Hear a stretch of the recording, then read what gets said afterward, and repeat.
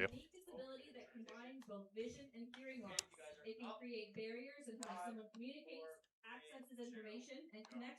Good afternoon and welcome, baseball fans, to Brantford Red Sox baseball, right here on CBL YouTube, CBL TV, and Rogers TV Game of the Week on a beautiful Friday night here in Brantford, Ontario, at Arnold Anderson Stadium, as the visiting Chatham-Kent Barnstormers head in to take on the very hot Brantford Red Sox here at home. Hi, everybody. I'm Marshall Crocker, voice of the Brantford Red Sox and director of broadcast media, joined alongside me, Mr. Brian Holly. Brian, today we're finally going to have our beautiful faces out here on public television. The broadcast is coming up. We've made some changes over the last couple weeks, and it's perfectly in time with the team's hottest stretch of baseball, maybe since our time working here in Brantford. I was saying to you before the game today, it feels like with that big win yesterday on the road, a comeback 8-6 victory against the Barrie Bay Cats, and a win here a week to today in this very ballpark against the Welland Jackfish, the defending champions, a lineup that mostly came back from last season. I think this Brantford team, more than maybe ever in this era, in our time with the team, they feel like they can win any ball game. I think that's going to serve them well today against a Barnstormers team. They've played pretty well in the past. It's been hit or miss,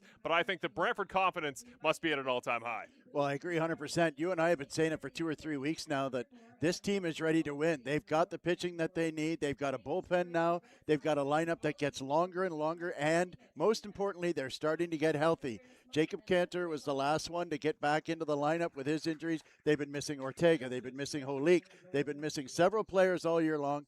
Right now, they're down Savage, and so they're just starting to get healthy now, and they are making a lot of noise. 2 wins in 6 days against very quality opponents, and we've been telling people for a long time, this ain't the last place Brantford Red Sox that people think they're used to seeing. This team is competitive, and they can win every single night, doesn't matter who they're playing. We talked about it in our preseason preview. This team has a real murderer's row forming at the front of their offensive lineup. They have it again today, even with Andrew Savage off like he was last night, of course, hitting in that hot stretch form he did at the beginning of the season. This team can go about as far as their pitching can take them. They've started to get better pitching, not just deep innings like we saw earlier this week. We saw a starter finally go past 7 innings here in a game for Brantford. Halden Craig giving great long relief innings in the middle of the ball game. Because the pitching is caught up to the offense, this team's starting to rattle off W's. And today we'll talk a little bit more post-national anthem about Colby Klepper, a guy coming into today, has made that starter transition. And if he can go deep into this ball game again today, and this ball game can be close in the 6th, 7th, 8th, 9th inning, I think this Brantford offense, more than ever, feels like they can always come back or they can always hold late leads.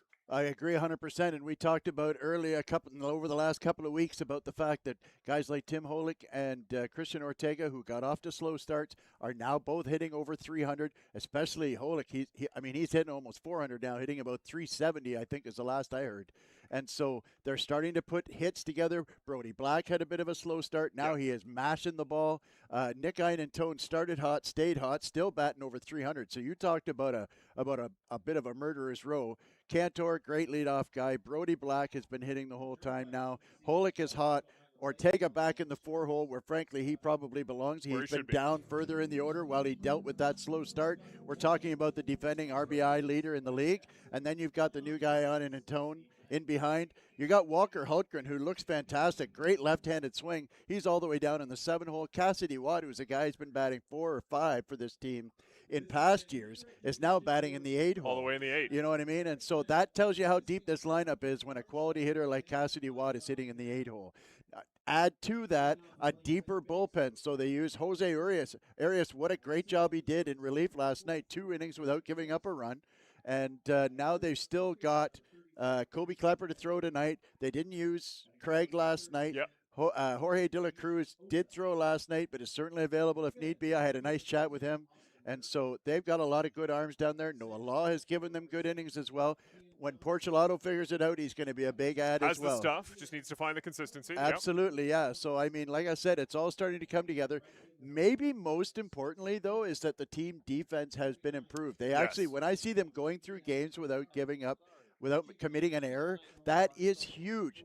Everybody in this league can beat you on any given night. I don't care what their record is. If you don't respect a team, they can come and bite you in the butt. And so it's important to only give a team 3 outs. And that's what this Brantford defense has been doing. They can still do a little bit more work, start to poach outs, make sure they reduce the stolen bases. But otherwise, we're seeing continual increment improvement game over game. and they're really on a nice little stretch now. You've alluded to it there, too. Brantford's taking base runners, opposing base runners, more seriously. They're not being as passive. Let the guy take second. Let the guy take third. They're taking every base runner seriously. They're playing more pragmatic baseball, and you're totally right. The floor of the defense is higher than we saw it at any point last season. Even with the injuries, still rotating the lineup around. Huge opportunity today. Kind of one more week for these players in the CBL, some of the top stars, to put tape out there for All-Star voting. The All-Star game, of course, in Chatham-Kent, coming up before too long in a couple weeks. Voting has started this week to vote for your favorite players, your favorite Red Sox, Barnstormers, whoever it may be. You have the opportunity now. Open it up on the CBL website. And again, you got one more week voting. We haven't submitted our media ballots yet. We still have time. People have time to put some tape out there today. Impress us, see what they can do. The starter I know for Chatham today, Dakota Parsons, is going to get some consideration in that front. He's got one more great start here today to make sure he's a starter in that potentially in that CBL All-Star game. So plenty to play for here today, but I think a Brantford win today would be worth its weight in gold, would help them get ahead of the Kitchener Panthers, who have been struggling there, bump their way up into 7th, and if you can just get one of Guelph or Hamilton to start falling down the order, and of course this Chatham-Kent team in 6th place, Brantford and Chatham very alive for the playoffs here. Absolutely. The teams that are at the bottom of the playoff format right now, and it is early, you say early, but we're now officially 1/3 of the way through the season. Nearly halfway. And so, at the end of the day, it's time to get some W's. They're 4 back in the loss column. It's time to string together some wins. We'll see you can grab that W in just a few moments after the national anthem.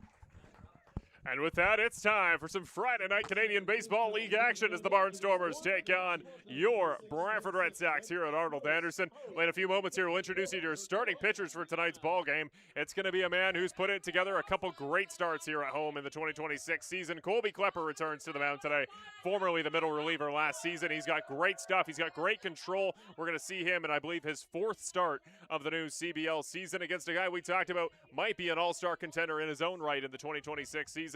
Dakota Parsons going to be the man on the mound for the Chatham-Kent Barnstormers. We'll show you them in just a moment in their numbers. As with a lot of the Brantford starters, Colby's a guy that he provides something very different than you see out of the bullpen. We always talk about the idea of switching it up what you see between the starters into the relievers. He's got such a unique release angle, very wide arm, kind of similar to the arm slot of Nikolai Arbach last year. Very tall, good control. He's a guy that generally does a good job keeping ball games from ever getting too far out of hand.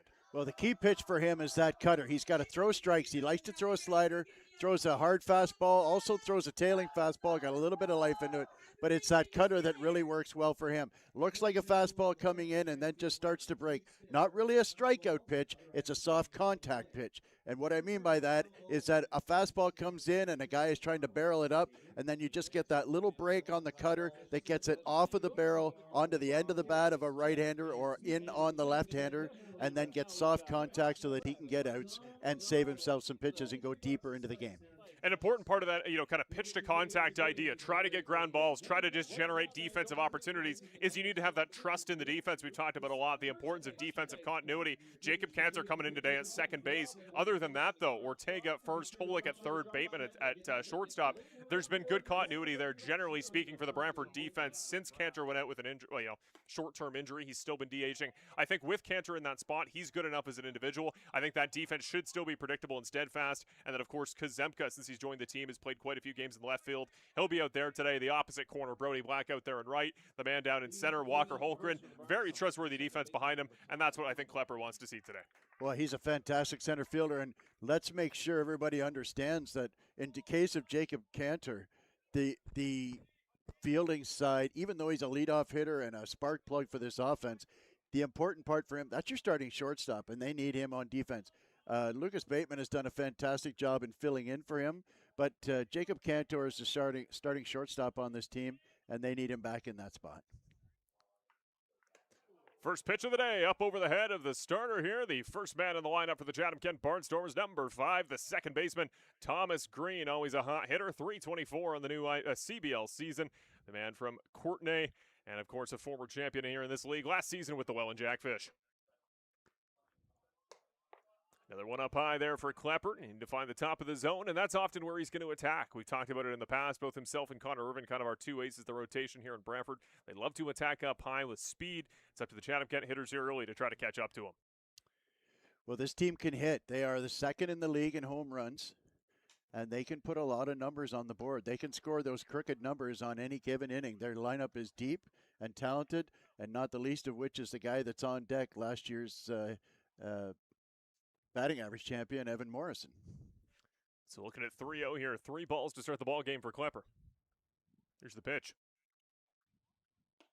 Right down Main Street. Makes the count 3-1.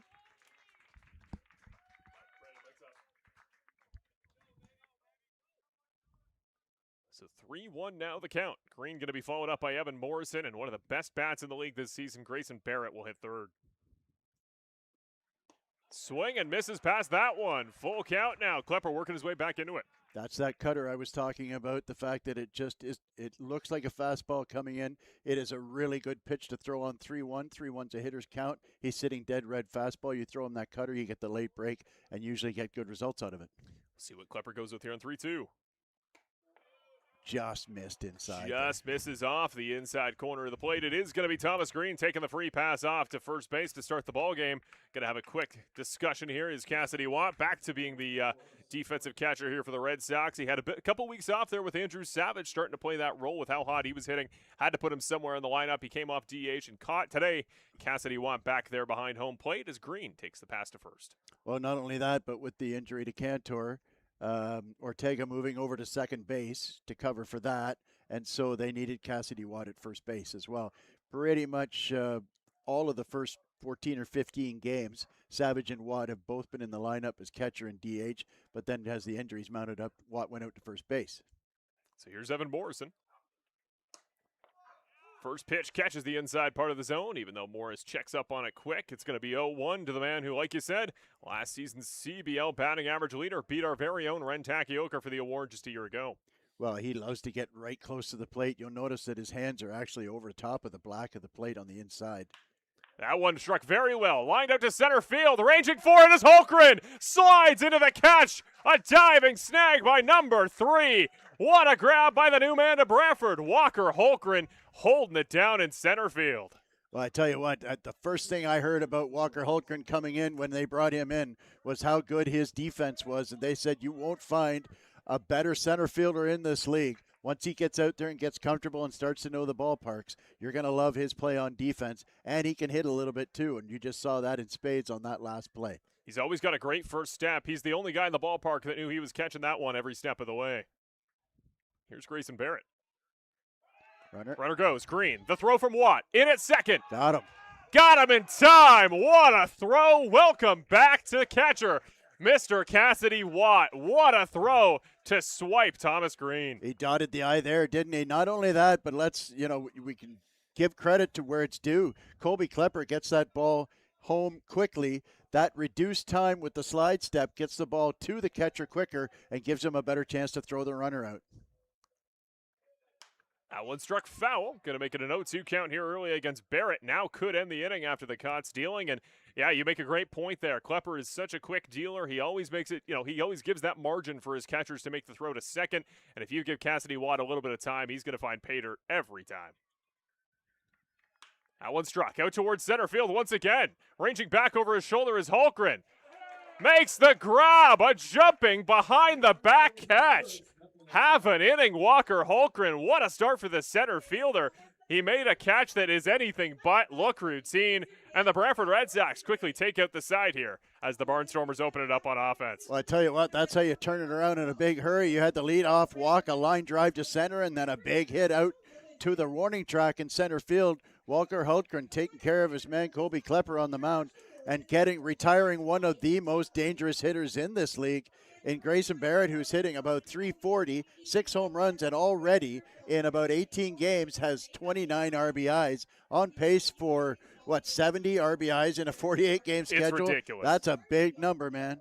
I'll tell you, I won't reveal any or all of my full ballot for the 2026 CBL All-Star Game. I'll tell you, first thing I did is I scrolled down to a couple players, clicked their name. Grayson Barrett was one of them. He's just been unbelievable here in the new season. We turn over the Chatham-Kent Barnstormers man on the mound for today. Going to be the righty, Dakota Parsons, the man from Pickering, a former Kitchener Panther, of course, your neck of the woods. He's got great stuff, and he's been in awesome form to start this season. Yeah, he just fills up the zone. He's got a good fastball, really sharp breaking curveball, slider probably is what he calls it. Has a good changeup as well. He keeps you out on your front foot. He won't necessarily overpower you, but he fills up the strike zone and won't give you much of a chance. A little bit like a Ben Abram out of Welland there, where he throws a lot of strikes and puts a lot of pressure on the hitters to hit his pitch, as opposed to the hitter having time to wait around for their pitch. He might not love the Ben Abram comparison. Brantford's actually hit Abram pretty well in the new season, one of the few teams to do so far in 2026, and their offense is going to give it a great look here as we start the new inning. Jacob Cantor, Brody Black, Tim Holick going to be the three to lead it off. Then it's Chris Ortega, Nick Iannantone, Christian Kazemka, and Walker Holmgren. One of the things that jumps out to me with this new Brantford lineup, maybe more than any team in the league based on composition of lineup, there's not a guy who can't legitimately hit a home run anywhere in this lineup anymore, because Cassidy Watt, of course, we talked about, changed up his swing approach. Anybody can find a homer. Anybody can clear the fence at any point in the lineup, and the team as a whole has done a better job getting on base. That's usually a good combination. Well, that was the one thing, is that this team was at one point last in the league in taking walks, and so they're seeing more pitches now, and they're putting more pressure on other pitchers to throw strikes, getting deeper into the count, getting into bullpens earlier. Right in the back, first pitch of the day, and Jacob Cantor gets fired up at the dugout as the man who's rehabbing an injury luckily hit in the back instead of the arm where he's been having troubles. Well, he's still in the offensive lineup through his recovery for a reason. He's always good at crowding the plate, and he's a guy the Barnstormers did not want to put on base to start this ballgame. And is it just me, or is it every time he gets hit in that elbow pad on the left arm there? That's what it seems like anyways. He's always noisy, too. He loves letting the dugout know. That one too far inside here on Brody Black, a man you'll see on Sunday on the soon-to-be newly released episode of Brantford Red Sox Report. He was our guest for episode 3 of season 2. If you're a Rogers TV viewer, you may have already seen that episode. That one creeps its way back. Good arm side movement, slots it right in the middle, 1-1. Cantor has started running a little more often. They were also at one point the Brantford Red Sox last in the league in stolen bases, but they've been running a little bit more, and a couple of big stolen bases last night. Speaking of, there goes Cantor. No throw there from the catcher. Ansari thinks better of it. Ansari won't even try the throw to second. There's the first swipe of the day for Jacob Cantor. Just couldn't get the transfer from his glove hand to his bare hand. And when you hesitate, you may as well eat it, because you're not going to get a guy if you hesitate. Still Black, 2-1. That one too far inside on the hands. Can't catch up to it. Whacks it with the handle of the bat. Going to put that one foul behind him. It's going to be 2-2 the count. Nice pitch there on a hitter's count by Dakota. Brody Black has been red hot here recently. 3 home runs, I believe, in his last 6 ball games. That one struck very well. Lined out to center. Tracking out for it is the center fielder. Makes the catch comfortably. Austin Gurney will pick up the 3rd early line out to center field in this ball game to retire Brody Black. Well, turnabout's fair play, isn't it? You had the leadoff hitter get on for Chatham, and the number 2 hitter hit a line drive out to center field, and the same thing here for Brantford, where you've got Black hitting a line drive, but it just hung up enough for center fielder Gurney to get that ball. So 1 out now. And talk about hot hitters. This guy is absolutely ripping it up right now. Yes, indeed. We talk about productive at-bats. Tim Holick is productive 1 of every 2 trips to the plate. Here he is. First pitch right down the middle there, 0-1. like we said, he was struggling a little bit at the start of the season there, just getting his feet wet, getting his mechanics right. And so the fact that he's hitting 370 is a testament to how hot he's been the last 2 or 3 weeks. He OPS nearly 1,100 last season. He's creeping up towards 1,000 this year. Oof. Very far inside. Had he not stepped out of the way, probably would have hit him in the lower leg as well. 1-1. Well, Parsons is no fool. He doesn't want to let Holick extend his arms there, because if there is one place where you can hit a home run in this ballpark, and that's out to right center, and he knows how to take a pitch that's up and out over the plate and drive it. Here's the 1-1.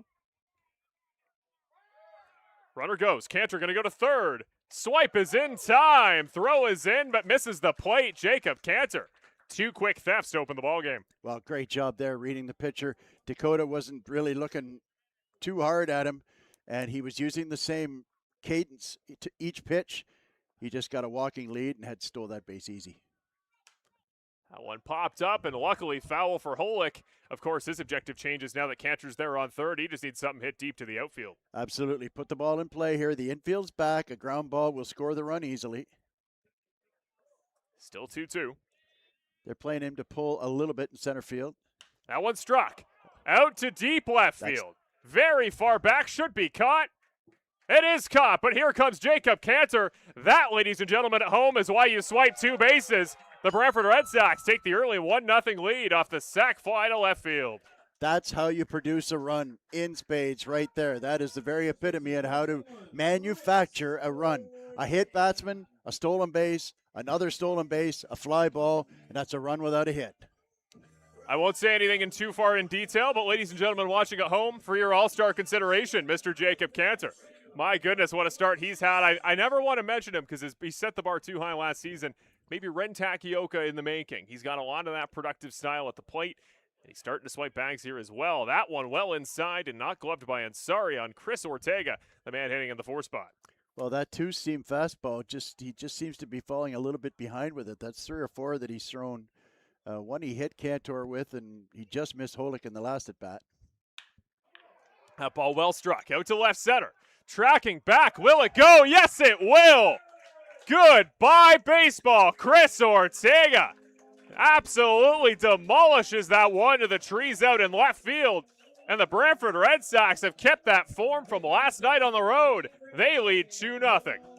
That was a rocket. That got out in here in a big hurry. That ball was never more than 25 feet in the air and just kept carrying. I mean, I thought the Johnson out there in left field, I thought he was shocked the way that ball got right up on him. So I think they're just going to have just a little chat here with Parsons. Parsons clearly has not been locating his pitches, as I referred to right before that home run pitch. He's having trouble with that, especially with the 2-seamer or just his live fastball. That time he took care of the fact he's not throwing it inside. He kind of grooved that one and gave Ortega a real watermelon to swing at, and he jumped all over it. He did indeed. 5th home run of the season, 14th RBI this year for Chris Ortega. Of course, 2025 All-Star in the league, and I think you make a great point. He missed a couple spots on the inside here on these righties, trying to really get in on the hands. He missed his spot, which I think as a pitcher in your head shrinks the margins. It makes him go, okay, if I want to get that inside part, I got to move the margin a little bit out towards the heart of the plate, and that is where these righties are just eating him up. We'll see what a lefty here can do as Nick Antone, now the man on base, and it's going to be really interesting. Base is empty. Good momentum here for Brantford. What can Parsons do to get out of the jam? Well, and there's no break here, is there? Ian Tone hitting .317 on the season, and he started hitting .300 right from the get-go. Got a base hit in his first at-bat, and he hadn't stopped hitting. Nice backdoor slider there, though. Very nice. Right down the middle. Evens it up 1 apiece on Nick Antone. Another guy's been hitting very hot as advertised on the new season. Of course, new face to Brantford. Awa now going to miss wide. The same spot he's had trouble with against the righties. Misses on the lefty. Very nice young man, too. I chat with him regularly. He's from the Chicago area. That one struck. First pitch he sees. Past the shortstop. Will trickle its way through to left field. Another Brantford Red Sox on base. Hot start this time. A single for Christian Kazemka. Well, I tell you what, 4 runs in the 8th inning last night, 2 runs in the 9th inning last night, and now 2 runs in already and 2 runners on, sending the 7th runner to the plate in this first inning. The Brantford Red Sox batting order, that's hitting is contagious. I've said it for years. It's been said by many.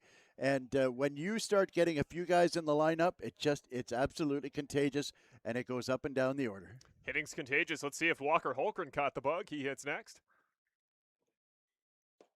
That one in too low. 1-0 here, the early count to Holgren, the man who was the hero with that big home run that eventually became the game winner against Welland a week ago. Absolutely big 3-run bomb.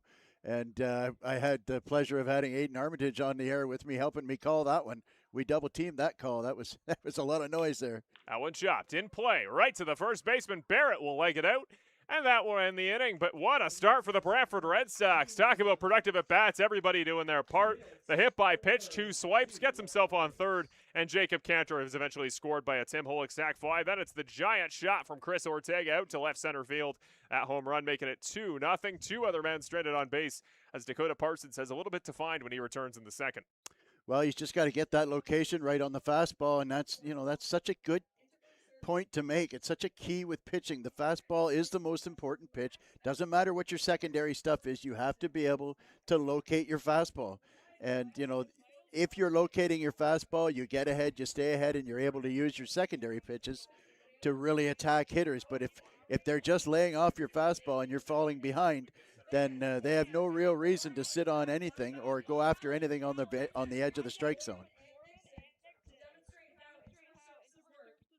Well, here we go. Let's see if Colby Klepper can keep up that consistent, efficient form there from the first inning. Of course, did have that walk to open it up, but a nice caught stealing there by Cassidy Watt on the pickoff. Got Thomas Green, then 2 quick lineouts. We always talk about it, longevity for pitchers, being efficient. The number to beat is always generally somewhere around 15 is the common logic. Well, so far, Mr. Colby Klepper's well ahead of it. And he's a guy that I think could really use that signature long start like Connor Irvin had a few days ago. 7 1/3 innings Irvin went earlier this week. I think Colby Klepper, a game like that, if he can go past 6 or 7, only giving up 2 runs or less, I think would be huge to build him up and really build up for the Red Sox. Okay, we have our top 2 pairing, and they're in good form heading into the middle of the season. Well, there's a term that we use in baseball and have been using it for the last, 12, 15 years. It's called a quality start. And a quality start is 6 innings pitched and 6 or more innings pitched, 3 or less runs allowed. That is what they call a quality start. That's what you're hoping for in every single start, giving your team a chance to win. Any permutation of that is acceptable for a starting pitcher. Now, at this league, you don't often get 6 innings out of guys because of the situation, but it's a situation where you just want to work on that. Throw enough strikes, pitch to contact. As I've said many times, don't worry about strikeouts. Strikeouts are boring, plus they're a little bit fascist, right? Just a little bit. So at the end of the day, get your ground balls, trust your defense, get out innings, go sit down and relax, and let your team go score some runs. Here's Yushi Noda, the lefty, today's 4th hitter. That one wide off the far part of the plate here on Mr. Oda, number 8, the man from Sasebo, Japan. Another dangerous hitter here. Very dangerous, hitting .323 OPS and over 1,100. Swings and misses up high on that one. Klepper doing a good job, evening it up at 1. This team scores a ton of runs at home. Not quite as many on the road like many baseball teams. They don't score as often on the road as they do at home. But they are a deadly team at home, that's for sure. That one put up and over our heads, makes it 1-2. And, well, Yushi Noda has as many RPIs as strikeouts, but when the number I'm talking about is 18, I think you can put up with that as an offense. He has been unbelievable. 7 home runs already on the new season.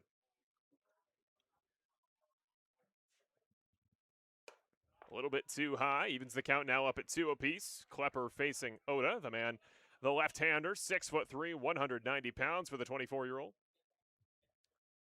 Austin Gurney now the man on deck.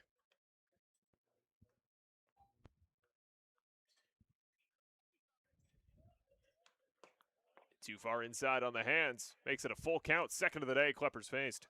Kind of reminds me of the young man playing for the Chicago White Sox, Murakami. Similar build, left-handed hitter, similar huge jersey. Power. Yeah, maybe that's what's helping remind me. 3-2 here.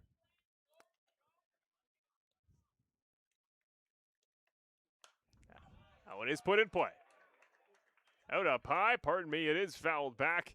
The sun here still trying to creep behind the clouds. Not a full sun delay. Luckily, we do get a proper 7 o'clock start here on a Friday in Brantford, but still not fully obscured by the clouds. Visibility may be a question here for the hitter. Here's the 3-2. Well wide off the outside part of the plate. Second walk of the day here. Second consecutive inning they've led off with a walk. Oda will take the pass to first. Well, Klepper's angry with himself. They tried. It's a good idea. Tried the backdoor curveball at 3-2, see if you could freeze him, but just got a little quick with it. Arm slot fell behind, and he missed on the outside part. And here's a Canadian Baseball League rookie, but a man who has not looked like a rookie for even a second in this season. Talk about another home run hitter, Austin Gurney, 6 on the new year already for the man for Campbell River, BC. And yet another BC boy in this league. A little bit too high, a little bit too far outside. Klepper going to open it up 1-0, and another guy, back-to-back hitters, hitting up over 1,100. OPSing, to clarify. Had a nice chat with Aiden Armitage last week when I was doing the broadcast, and that was struck. Will be foul, but well deep to left field. We talked about how many BC boys were in this league, and he actually had a guess that there were almost, if not more, BC boys in this league as Ontario boys. It's a great point, and it would track with what I've seen. Really speaks to the job these teams have done at not importing internationally, but players from everywhere for the Canadian Baseball League. That one just barely fair by about a half inch. Going to roll its way out to right field. Runners advancing all the way to second. Gurney slides in for the double. Great start here for the Chatham-Kent Barnstormers, bouncing back after a slow start. Gurney now on second, advances out to third. Wow, that landed right on the baseline there. I thought it was foul when it landed, but it must have got a piece of that baseline.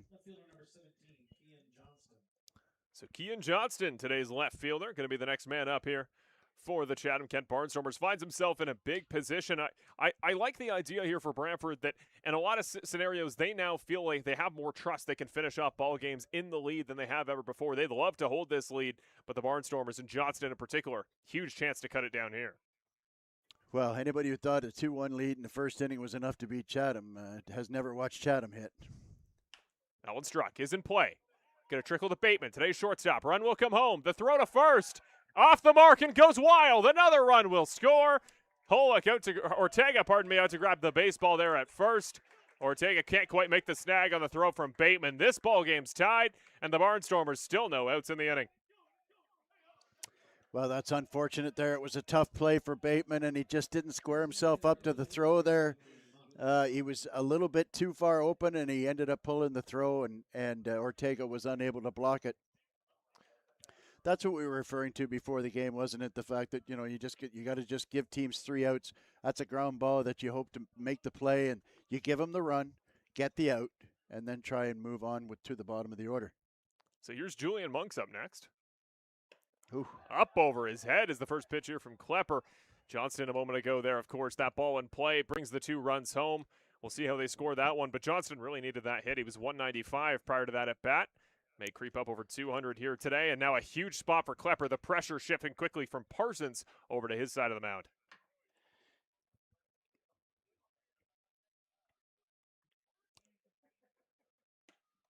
That one in, too far in. Gets in on the hands on number 23, Julian Monks, today's designated hitter. Hitting .354 in 2026. Yeah, I was just going to say, it's yet another good hitter. You don't get a batter off here with the Chatham-Kent lineup this year. 2-0 the count.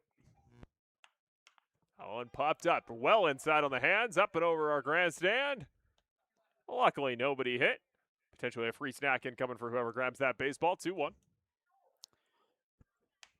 Yeah, you don't have too many 3-2 ball games when Chatham's involved, that's for sure. The 23-year-old righty now at the plate. Spencer Morin on deck. The pitch. That one gets a piece of it again. Just off the tip of the bat, rolls out there towards that fence in the Chatham-Kent dugout. Those fences, maybe the best new addition here at Arnold Anderson of the year. I feel like we didn't have too many go straight into the dugout last season. I feel like something about him this year. All the balls are gravitating towards that new infrastructure. Well, when it went in, it always seemed to go first base side, didn't it? Like maybe the predominance of the right-handed hitter. But I could tell you, I spent some time in that first base dugout. It is not, it's not a comfortable place to hang out. Big pitch here on 2-2. One right in and right back at Klepper. Gloves it cleanly. Great textbook play there by the pitcher. Throws it in, records the second out. Great job there by Klepper, taking the easy out away. Well, I tell you what, if there are any young pitchers watching this game, you just watch how Colby Klepper puts himself in a position to defend once he releases the pitch. If he doesn't put himself in a good position to defend, that ball goes up the middle, may or may not get the out. Certainly the runner moves along to third base. You help yourself by putting yourself in a position to play defense after you've released the pitch. So I'll correct myself. 1 out here in the inning. Spencer Morin now the man up. That one struck. Lined out to center. Underneath it is Holmgren again. Makes the easy snag. And the runner will hold there at second. See, and that's where you see evidence of the importance of the play that Klepper made a moment ago. Now, I don't know if that's deep enough for the runner to come home on a sacrifice play and score that third run, but there was certainly going to be a play at the plate on that, tagging up and making Holmgren throw home and throw that runner out. Because he was still on second, he can't go anywhere, and that is how Kobe Klepper did himself a big favor defensively. Oh! First pitch catches Ayad Ansari up high, today's catcher. That was only his 6th at bat of the season. First hit by pitch, and he'll take the free pass on there to first. Second one of the ball game here. First one administered to the Chatham-Kent Barnstormers. Well, brings the top of the order back up, but the good news is now you've got force plays all over the diamond. Makes it a little easier for your infield to get that third out. And sorry, the man from Stony Creek, Ontario, now on first. Former Brantford Red Sox, former Kitchener Panther, now here for Chatham-Kent. He's played in both of our respective ballparks.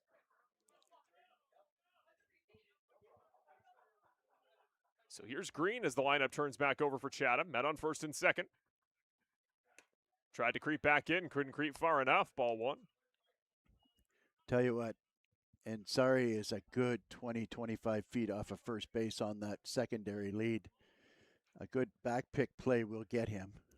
We'll keep an eye on Ortega, see if there's any movement there at first on defense. Here's the 1-0.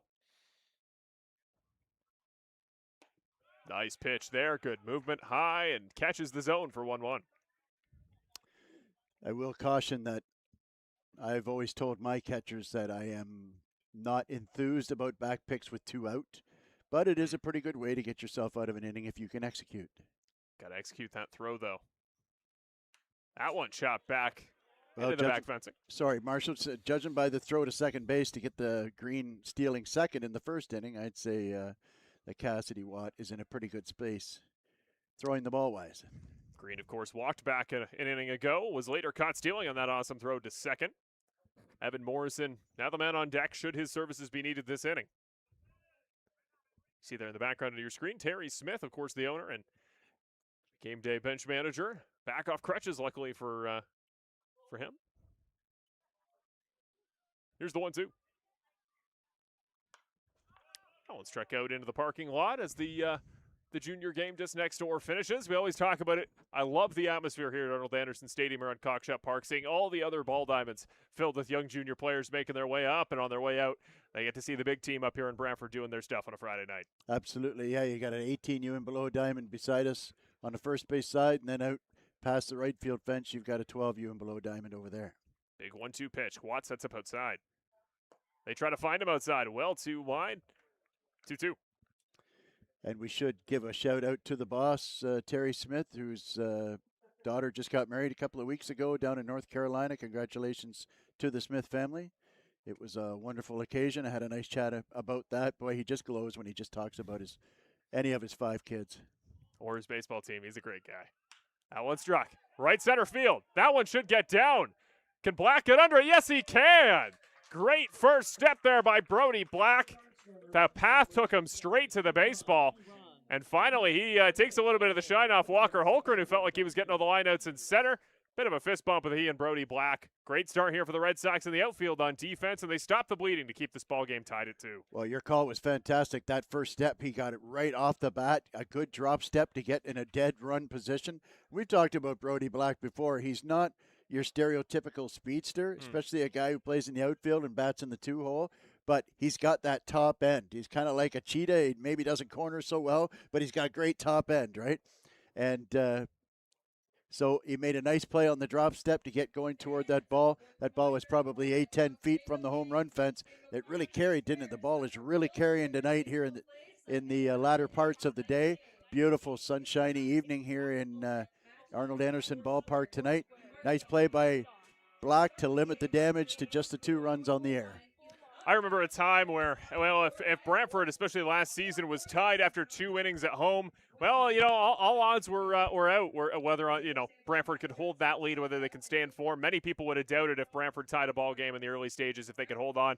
CBL app here right now. Brantford favored here at this point in the ball game, and I think the stats are starting to show it. I believe that's what the CBL app calculator uses, but just the league in general. I think the optimism around Brantford truly being out of kind of the proverbial basement they spent some of the last couple seasons in, as they rebuilt, as they retooled, as they turned over the roster to a new era. I feel like already today for Brantford, with a win, they would move up to the 7th seed. And I think you'd agree, Brian, it's one thing to be out of the bottom. It's great that Brantford's been ahead of Toronto since about day 1 of the season. They picked up the wins at home to stay in a good spot. If you pick up your 3rd win in 4 games against Chatham, Welland, and Barrie to move to the 7th spot, I think you feel not just here in Brantford, but around the league, like something is really different here at Arnold Anderson. Well, not only that, I think your point is fantastic and well made, but on top of that, if I may add to it, a win tonight will make them 4-3 at home. There's, the win last night in Barrie was absolutely fantastic, but a win tonight here against Chatham makes them 4-3 and has them winning, I believe, 3 of their last 4. And so, that's the beginnings of a nice little run. Swings and misses past that one. Does Cassidy Watt, the first man up here in the bottom of the 2nd inning? Again, we talked about everybody in this lineup's got power now for Brantford, and again, a guy that he's always got a long ball in him, especially here at home. Cassidy Watt, the man who will then see Lucas Bateman up behind him, and then Jacob Cantor will come back either to end off the inning or to potentially keep up another good run of appearances for Brantford's offense. That one in on the hands there for strike 2. Well, and that's the kind of location that Parsons is looking for on that 2-seamer.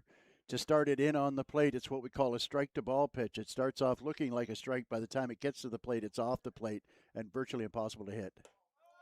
That one misses too wide there. Wanted his spot. Parsons didn't get it. And that's a good pitch there at 1-2, trying to get him to extend the strike zone, but Watt was having none of it. Oh, off the back, but a productive at bat as Cassidy Watt. His signature sprint there to first base.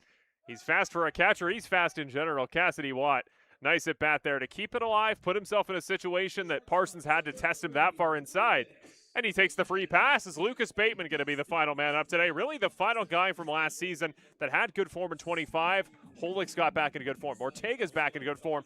Bateman's the last guy that I think wants to get back to that above 300 hitting performance he had last year. Well, and last week against Welland, he had a 3-hit night, which really got him going because he had a really tough start.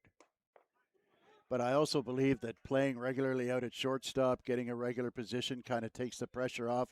You're in the 9-hole, you're playing shortstop.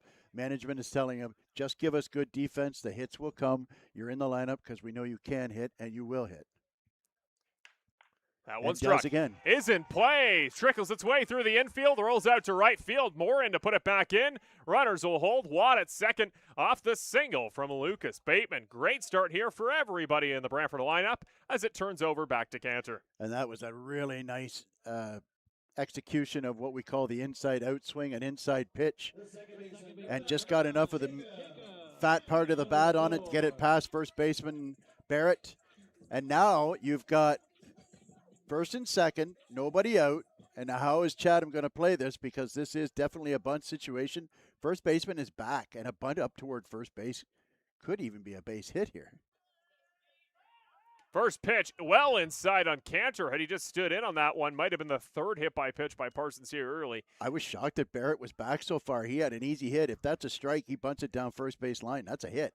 But now Barrett's down on the edge of the grass, and you've got Ota even with the base. So probably he'll stay home, and it'll be up to Parsons to cover a bunt on the third base side. See what Cantor thinks here on 1-0. Stands in, takes that one off.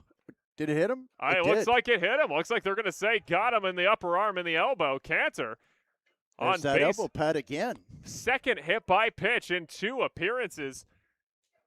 You know the sound of it. I could have sworn he fouled that up. I thought it went off the knob of the bat. To be honest with you. Right off the knob of the bat, but they'll say he takes the free pass. Bases now loaded here for Brody Black, and for a guy in hot form who's hitting RBIs like they're going out of style, You are worried here if you're Parsons and the Barnstormers faithful. Tie ball game, but no outs in the bottom second. Bases loaded. Well, that's enough to get the bullpen going because now, to your point, you've got bases loaded, nobody out, and 3 hot hitters coming up to plate.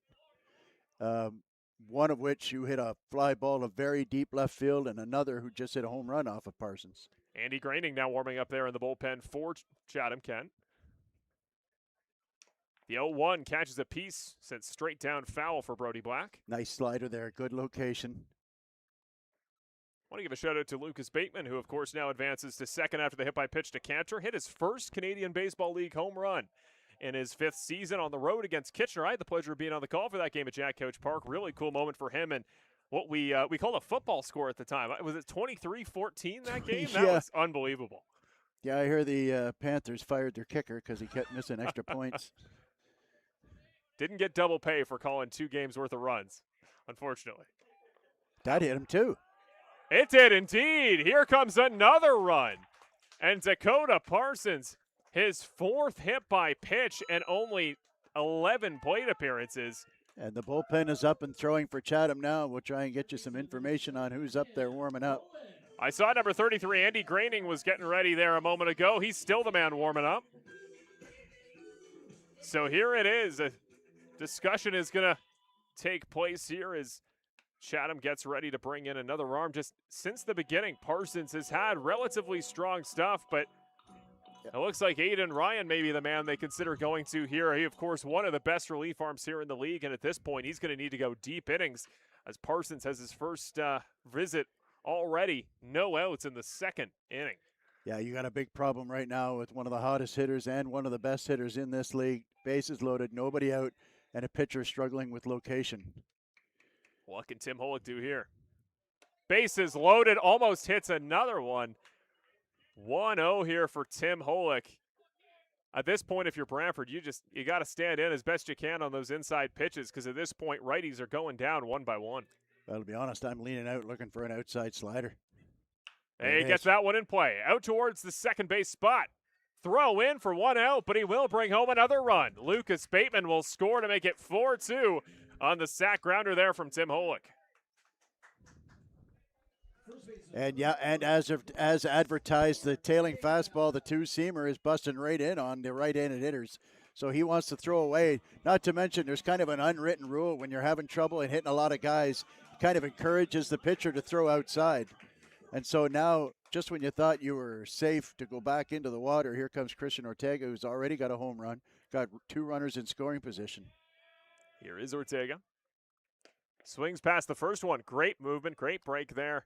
Great location. You know Ortega's looking to pull the ball, hit the ball deep, at the very least get a sacrifice fly here. Throws him that outside slider, and that's something that you're going to want to start sitting on until you find out that Parsons can find his location on that fastball.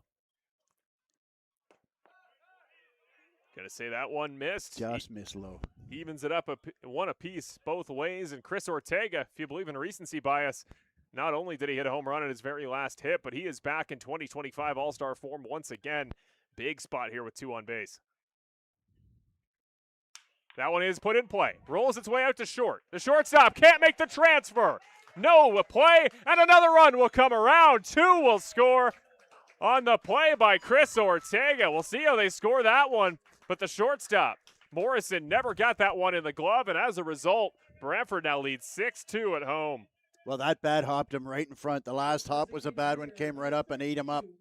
He was moving to his left and looked like it was just a normal 4-bouncer that was definitely going to score a run, but definitely a play that Morrison would make. But the last play just got right up and hit him up in the elbow and went right out into center field. Here's Nick Einentone. That one struck. Is going to go over the head of the shortstop. Into left field, comes down, rolling its way out. 2 bases here for Ortega. Einentone will try for second. They're in time. Here comes Ortega to score. And the Red Sox now lead 7-2 with only 2 innings of work.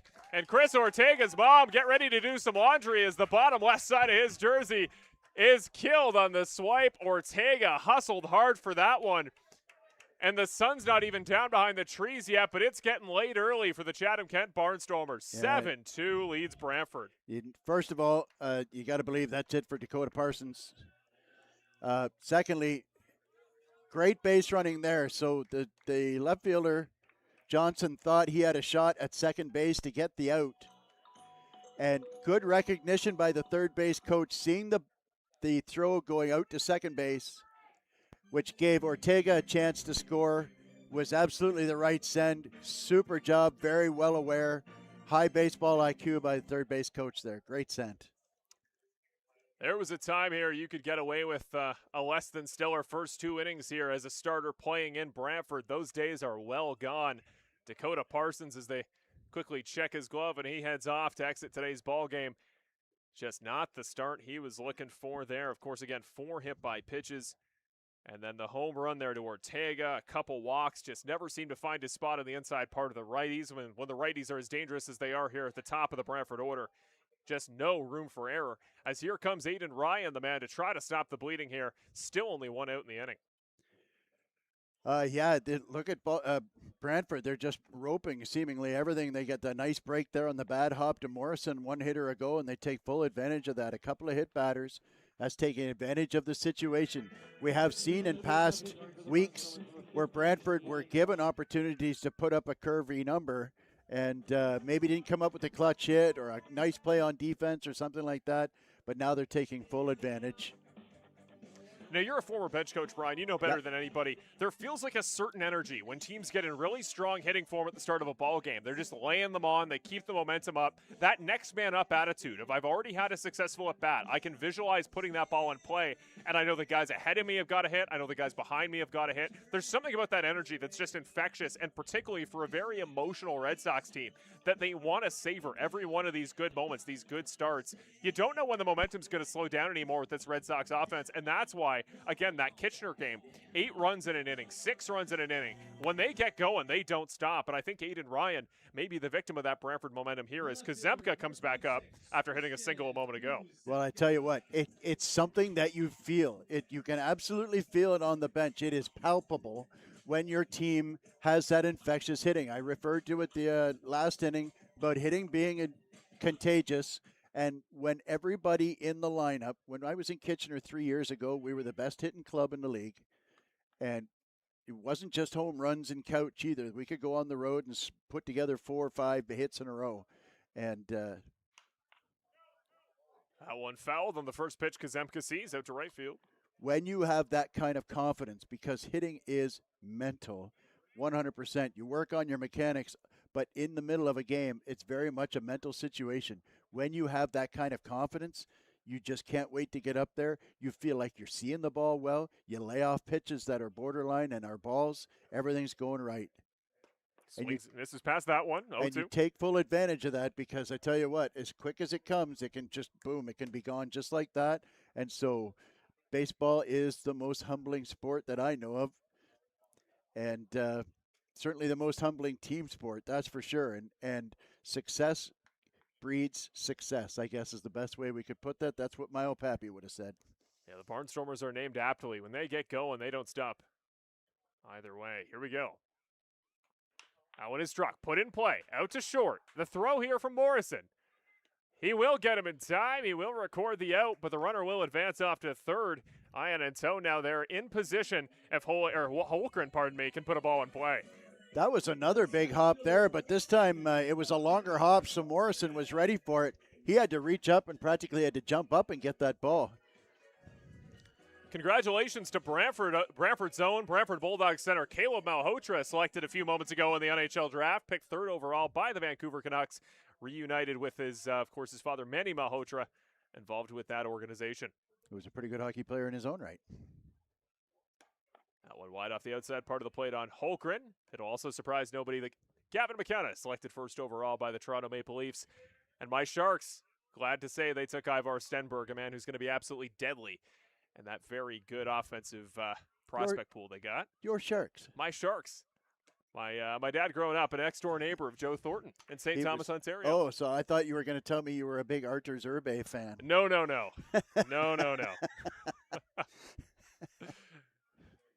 So man on third, 2-0 the count. Jumbo Joe, he was a beauty.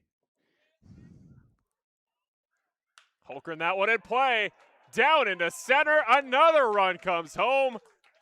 Ryan cannot end the inning and retire the batter left there by Dakota Parsons. This now an 8-2 ball game, and Holmgren joins the list of Red Sox that's getting longer by the moment. Only, let me confirm here, only one player now has not been on base for the Red Sox, and that was Tim Holick, who's brought home 2 runs on sacrifices. That is what you call a complete batting order. In honor of July 1st coming up, it's like my girlfriend's Canada Day family dinner. Everybody eats here in Brantford. Runner on first. Here's Cassidy Watt. Right down the middle, 0-1. And that sun's getting kind of in a dangerous spot where it'd be a real shame if we had to shut this game down for a little bit. Sun delay be darned. They're playing through it for now. You could just tell by the way Ansari is acting. That one up high. Cassidy Watt swings and misses past it, 0-2. Brantford's not going to say anything about it because when you're up 8-2, you want to just keep going, right? You do indeed. Don't forget Cassidy Watt kicked this inning off. He comes back for the second time in the second. That's what you like to see if you're a Brantford fan.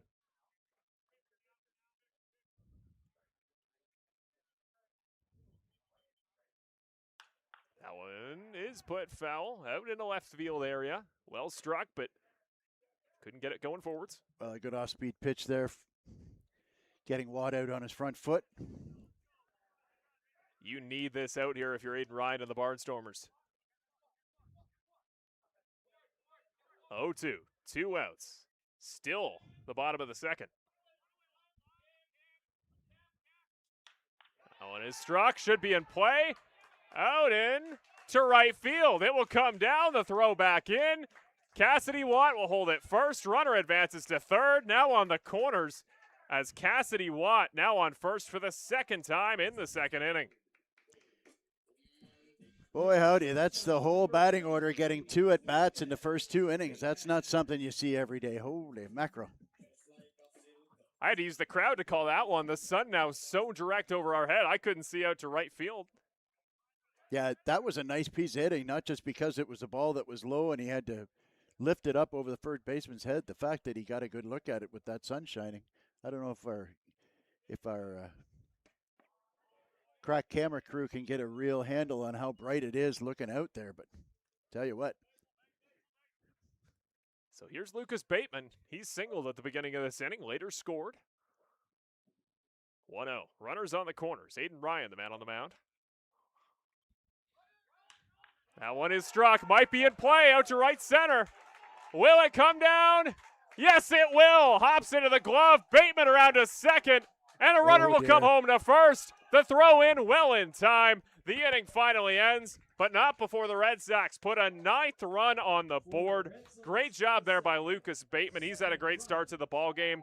And if somebody told you, Brian, coming into today's game, off the big win against Barrie on the road, that 2 times through the order, Brantford would already be up 9-2 after 2 innings, what would you have said?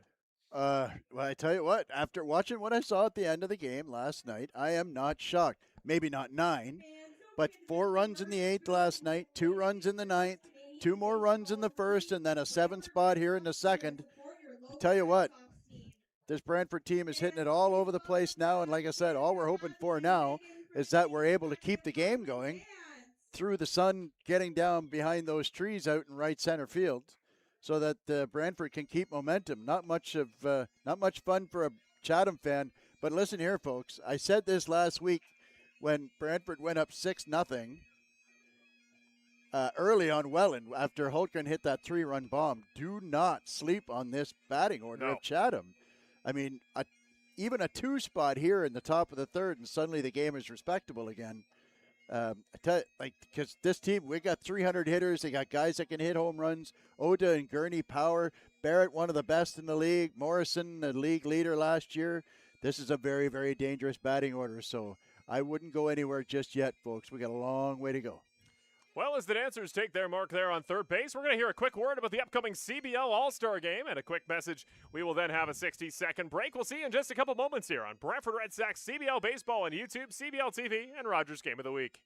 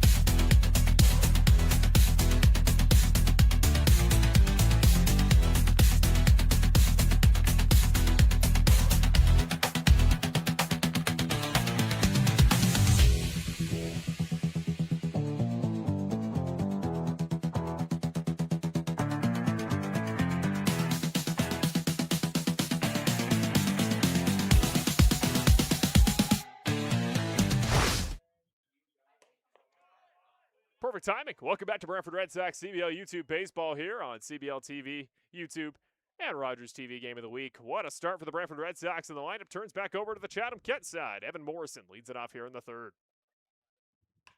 Owen struck in play. Out there at the second baseman. Catches it on the hop. Cantor gets it there in time, making a rare appearance at second base. Retires the batter, Chris Ortega, in good form to start the ball game at first. Always nice to get the leadoff hitter, especially when that leadoff hitter is a guy like Evan Morrison. Make sure you get Grayson Barrett coming up with nobody on base so he can't do a whole lot of damage. Yes, indeed. That one is chopped. Put in play. It goes foul, and I don't know. No catch there from Ortega, but he did come close to getting it before the bounce. 0-1 here on Barrett, and again, that line out to center field. The second Holmgren grabbed in the first inning. Sometimes you think you're living on borrowed time with Grayson Barrett, but the Red Sox and Klepper specifically have done a really good job limiting the quality of contact. And that's that live arm by Colby Klepper. He's not overpowering, but makes the ball move in three different directions. That one off the wide side. Evens it up here against Barrett. If you're just joining us here on Red Sox Baseball, no, the scoreboard doesn't deceive you. It is 9-2 Red Sox here in the top of the third. Ooh. Well, inside, pitch goes wild. Luckily, nobody on base to take advantage. 2-1. Yep. As the old saying goes, do not adjust your set, sports fans. Or whatever the YouTube CBL TV equivalent is. Don't change your hyperlink. I don't know. I don't know what you say. I defer to you on such things. Here's 2-1. That one struck. Is in play. Gets by Cantor. Rolls its way out to Holmgren at center field. He'll check up at first. Grayson Barrett.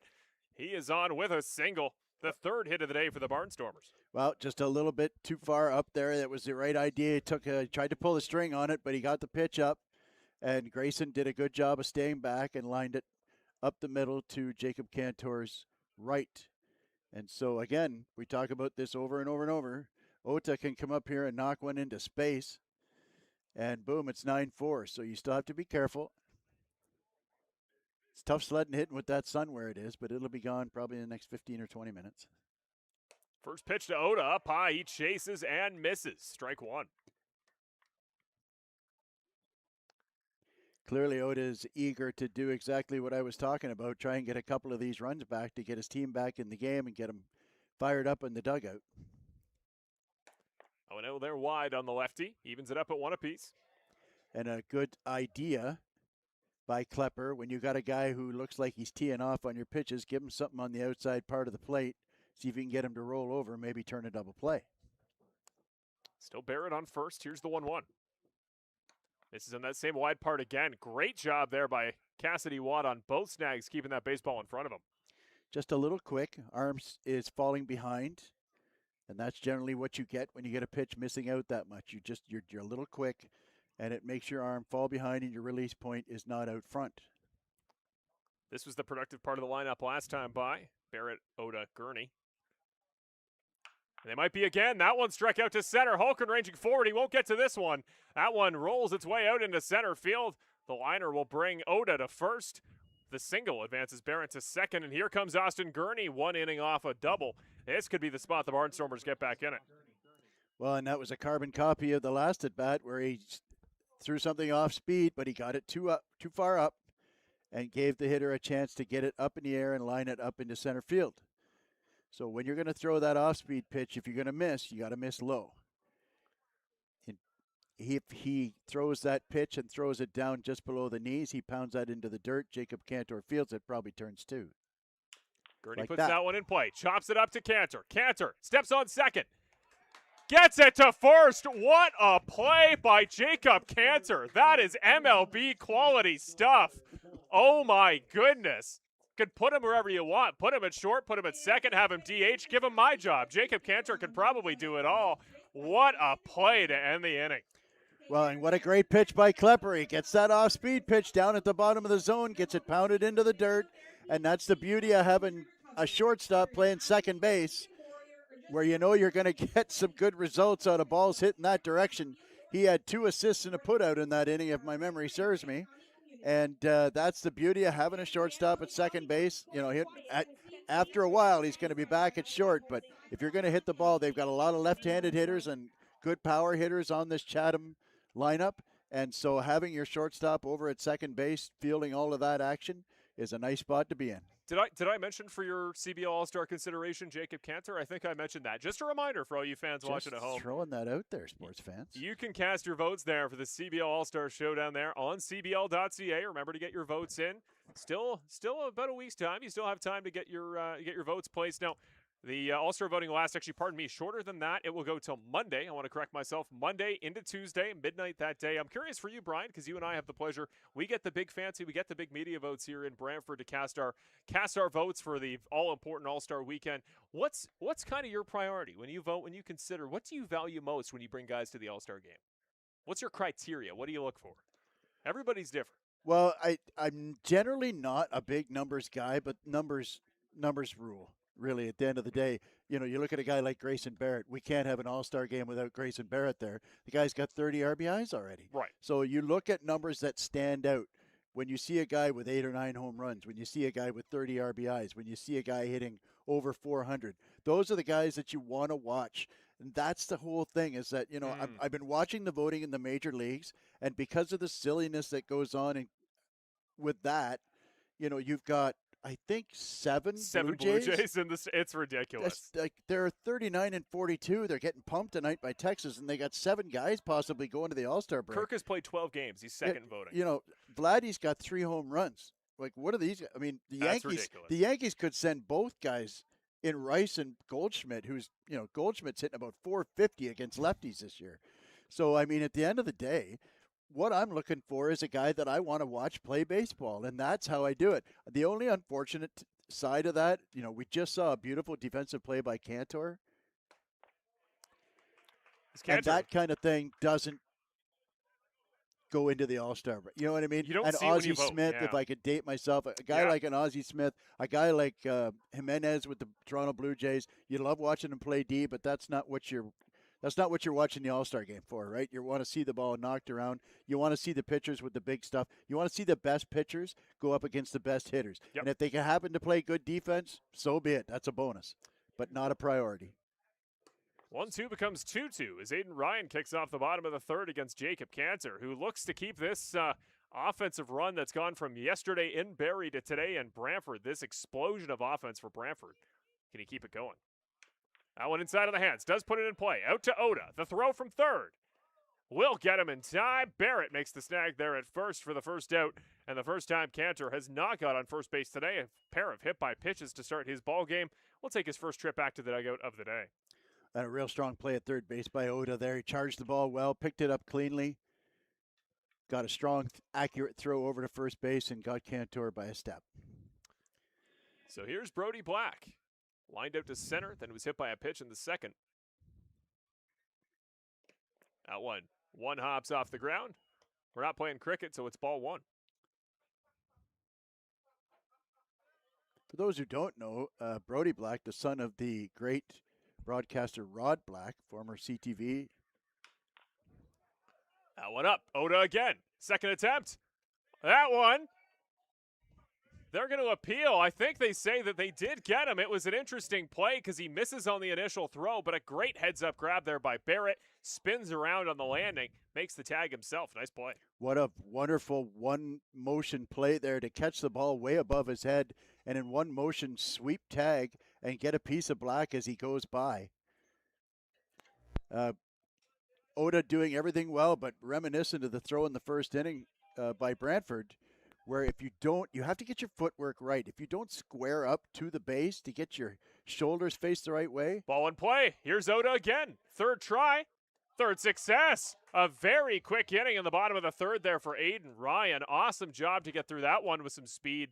That was a great bounce back after the rough start there for Parsons. Aiden Ryan, I say it again, he's probably going to go deep innings in this ball game, and that is a great start for the man wearing 15. And that was the hit it to Oda inning there, and there's the difference between the good play and the not good play, where Oda went to his left, didn't square his shoulders up, threw it high, poorly to first base. Barrett makes a nice play to get the out. He understood what he did, gets the next pitch or 2 pitches later, gets another one hit to him, then squares up his shoulders, fires a seed right into the chest over to first base. And that, ladies and gentlemen, is how you play third base right there. Well, Keon Johnston and Julian Monks get ready to go back to action here for the Chatham-Kent offense.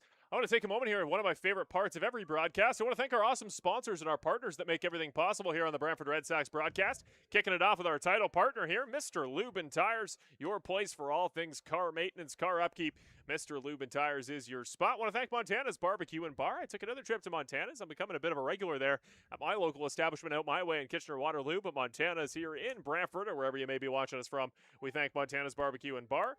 Popeye Supplements, of course, sponsor of my favorite segment of every ball game, Brian's Player of the Game, and a couple guys here early on really starting to bump their numbers up for that. We're not doing that award for 5 more innings. We're going to have some real contenders by the time we get to the 9th inning. We thank Popeye Supplements, as always, for their support. I want to thank the Terry Summerhays team on behalf of Remax Realtors for their support here on the Brantford broadcast. We thank them, and we thank that sign, that one ball game.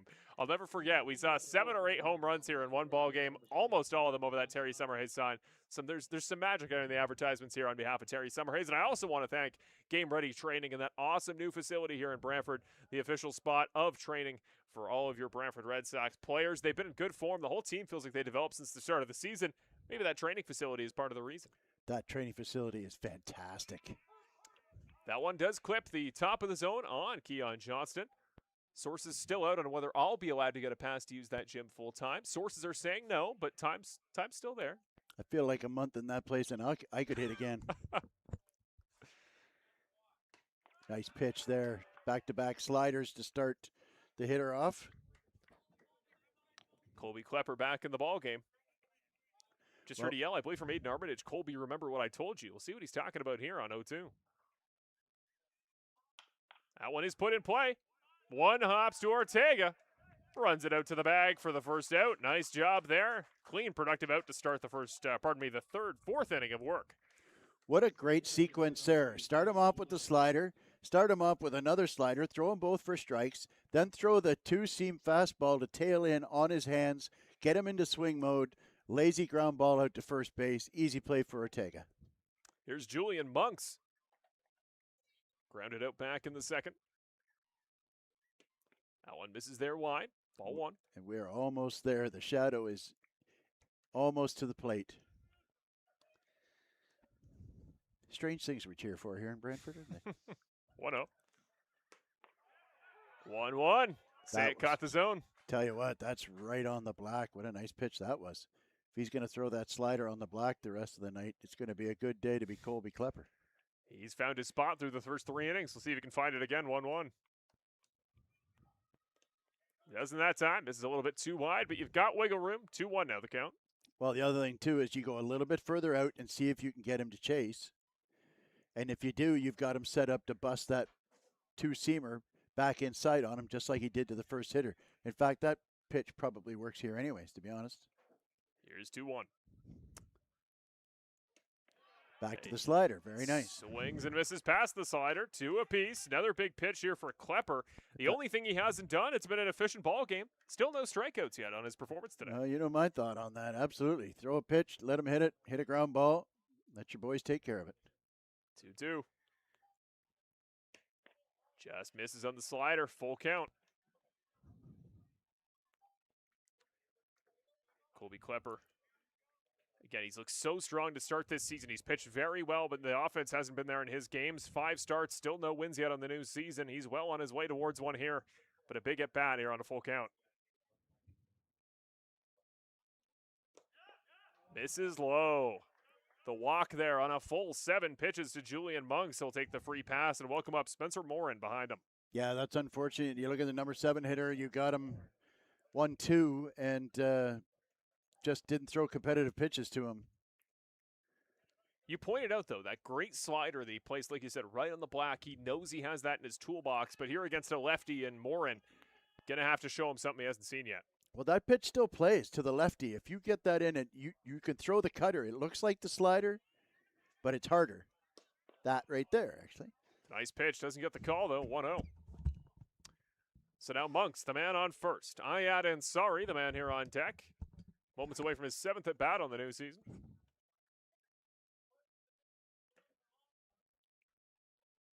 That one in play. Lined out to center. Should get down. Oh, Holmgren gets under it, but it bounces off him. Doesn't quite make the snag, but to range forward for that one, impressive in its own right. Ball does get down. Morin, now the man on first with a single. Monks makes his way on to second, and here is Ansari, who was hit by the very first pitch he saw. One at bat ago. Tough play there for Holmgren. It was landing just as he was getting to it, and I think he just landed on his knee as he tried to catch it, which kind of shook the glove a little bit and allowed it to kick out off his heel. Like I said, Ansari has 6 at-bats on the new season. We saw the hit by pitch, has a double, 3 RBIs, no strikeouts, no walks. So very small sample size, but the man from Stony Creek, the 22-year-old, good start in a small sample here. We saw a catcher, righty catcher here in Brantford in a small sample size start to make the most of his appearances, got more appearances, and then suddenly Andrew Savage led the lead in designated batting average. So you got to take that seriously. A former Brantford Red Sox, by the way, and Ansari played 8 games with the ball club back in 2023.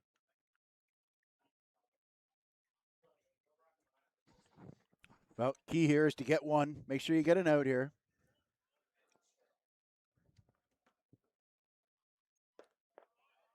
First one in, they'll say he missed.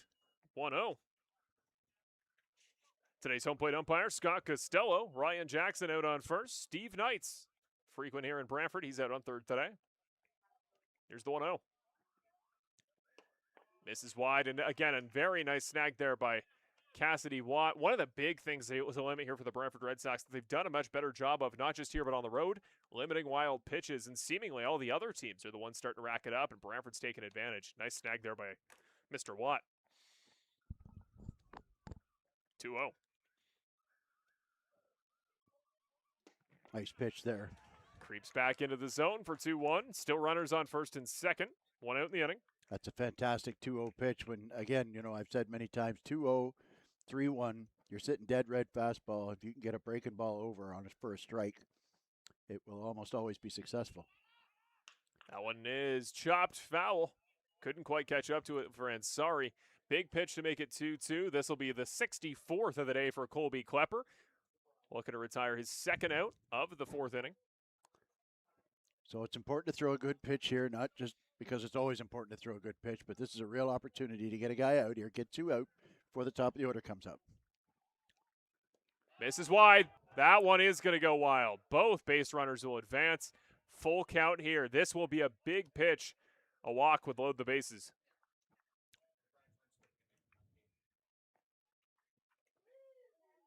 So 3-2. Big spot here is we're going to come back to the top of the lineup. And if you have guys on every base for Chatham-Kent, Colby Klepper does not want to see Thomas Green and Evan Morrison in that spot. They're the next 2 up. Agreed. Here's a big pitch, 3-2. Just misses wide, and sorry, his second free pass of the day. Great start there for the catcher. Thomas Green comes up looking at full bases in front of him. And Green's hit the ball pretty hard tonight. You're in a pretty good spot right now in the fact that you're standing in the sunlight still. The plate is in the shade, so the ball will pass from the sun to the shade. It is a difficult time to hit the baseball when it's coming in at high 80s or 90 mile an hour, whatever the speed is, when it goes from the sun to the shade. First pitch from Klepper misses. Another great grab by Watt to keep that in front of him. I was watching over here in the backstop. You can still see all the marks in the dirt from where Cassidy Watt was working with Aiden Armitage, working on his short hands, just doing hands drill over here by the backstop. And it's so nice to see guys at this level still working on those little drills. That one in play. Will get down. 1 run to come home for Chatham. They'll take the stop sign at third. Throw straight into Watt. An absolute laser there by Brody Black. Holds the runners. Bases still loaded as Chatham cuts the lead to 9-3. And that's where you get bit a little bit. They've only, 2 walks. When you're up 9-2 and you walk 2 guys out of 3, you're just asking for trouble, especially against a team that hits like this. And now you got Morrison and Barrett. Boy, howdy, this game could be real close by the time they get out of this inning. Could indeed. Defending league batting average champion. Full bases in front of him. That one is chopped up and over our heads. Foul. Out in the bullpen for Brantford. Yordis Ramos starts to warm up. The lefty looks to be the man to relieve Colby Klepper whenever he comes out of the ballgame. That's a good pitch to start off. Tie him up right in on his hands. Here's the 0-1. That one creeps the way back in. Should be a foul, but underneath it is Holick. No, can't make the grab. He checked up for the fence, and the ball just came short of it. That's always a tough grab to make there on the corner of that fencing on third base. Gets down for 0-2. That is such a tough play when you're heading toward the fence, and you know you're going to make contact. The guys are in the bullpen there trying to direct him to let him know how close, but first of all, you're trying to catch a ball that's hit over your head. It's a tough catch whether there's a fence there or not. The fence just makes it that much more difficult. So Yordis Ramos, there you see him. Awesome shot from our mobile operator Sebastian out there on third base at the bullpen. Here's the 0-2.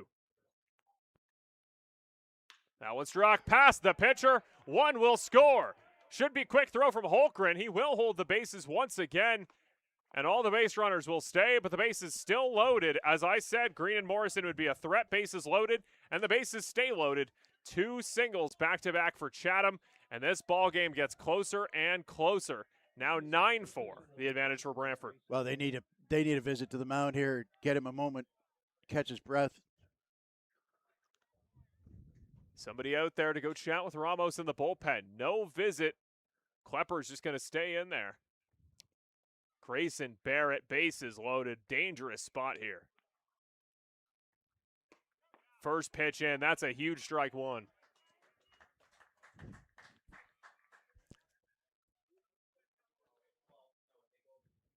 So you see center of your screen. There's Thomas Green now to the right side. He's on second. That one chopped. Sent out to Cantor. They'll make the play to first. He may have had a chance at the double to second, but it would have been close. I don't mind taking that out as Chatham brings it to 9-5 on the sacrifice. Well, at the end of the day, you had him running toward first base to his left, and that's a really tough play to do a 180 spin and get a good base runner out at second base. You got to make sure you get an out there and put your pitcher in a position to get out of this inning. I think I just think with my heart, not my head, when I see Cantor play defense, because I truly do think he can make any play, but a good, like you said, good, reliable spot. You're Brantford. You need to take every out seriously. They did there. Make no mistake, you're right. He could possibly have made that play. Yoshino to the left-hander up for the third time. Swings and misses past that one. He just missed with the barrel. That one could have been deep to right. Great spot there. Got it low and on the outside.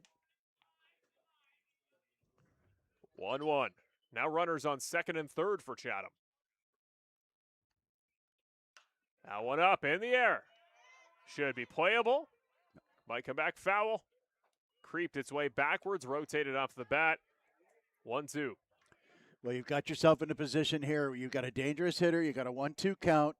You've had a lot of success against this hitter with that two-seam fastball or changeup, either or, anything breaking away from him, low and outside. I really like a pitch down there right here. That was the one. Good take by Oda. Great take. Didn't get the call there. Costello's going to go the way of the batter. 2 apiece. Colby Klepper, a huge opportunity to get out of the jam here. That cutter in on the hands, it probably worked now. He deals. Nope, just high and wide. He knows he wants that spot. He's got it a couple times against the lefties. He can't use that slider, at least not in the way that he could away from the batter. Could try it in on the hands, but I think Oda's ready. He's setting up really tight in on the hands, and it got him a single earlier. We'll see what we see on the full count pitch. Well, it's important not to give in here. You've got an empty base. No reason to throw one down the middle here. Klepper. That one shot foul. The tension and anticipation continues to build here in Number 27, the lefty, will be the man to take over duties on the mound. He's still in He's still in a big spot here. We talked about the momentum. We talked about the emotional buildup of really getting in good form on offense. Chatham-Kent. One pitch away from getting out of the inning and then make a mistake. Leaving a pitch up to a dangerous hitter and, cost him 2. Any worse than that, it might have cost him another one. So Yordis Ramos, a man who just celebrated a birthday 2 weeks ago. his 30th birthday to be exact. The 30-year-old from Santiago, Dominican Republic. The left-hander, formerly of the Dominican Summer League, played for the White Sox back in 2017 and a champion of this league a year ago. Also pitched for the Dominican national squad in the 2023 Pan American Games, so he's been around the world. He's been effective, and he'll need to be effective if Brantford wants to hold on to a lead that continues to slip away here against Chatham. The only problem with Ramos is that every once in a while he loses control, and not especially good, which is a surprise for a lefty, but he's not especially good at keeping runners close. And so hopefully he's able to get Gurney here, a lefty versus lefty matchup. Good location, and like I said, try and keep that runner close so he doesn't get into scoring position. So this will be the fourth game he's appeared in, all of them relief appearances. 8 innings pitched, 11 hits given up, 10 walks to 8 strikeouts. He wants to kind of improve those ratios back his way in this inning. Yeah, there's nothing wrong with the 8 strikeouts, but 10 walks in that amount of time is rather excessive. The sun finally behind the trees in right field. Here's Gurney. Interesting pitch there, but a little too high, 1-0. He's just not getting on top of that slider.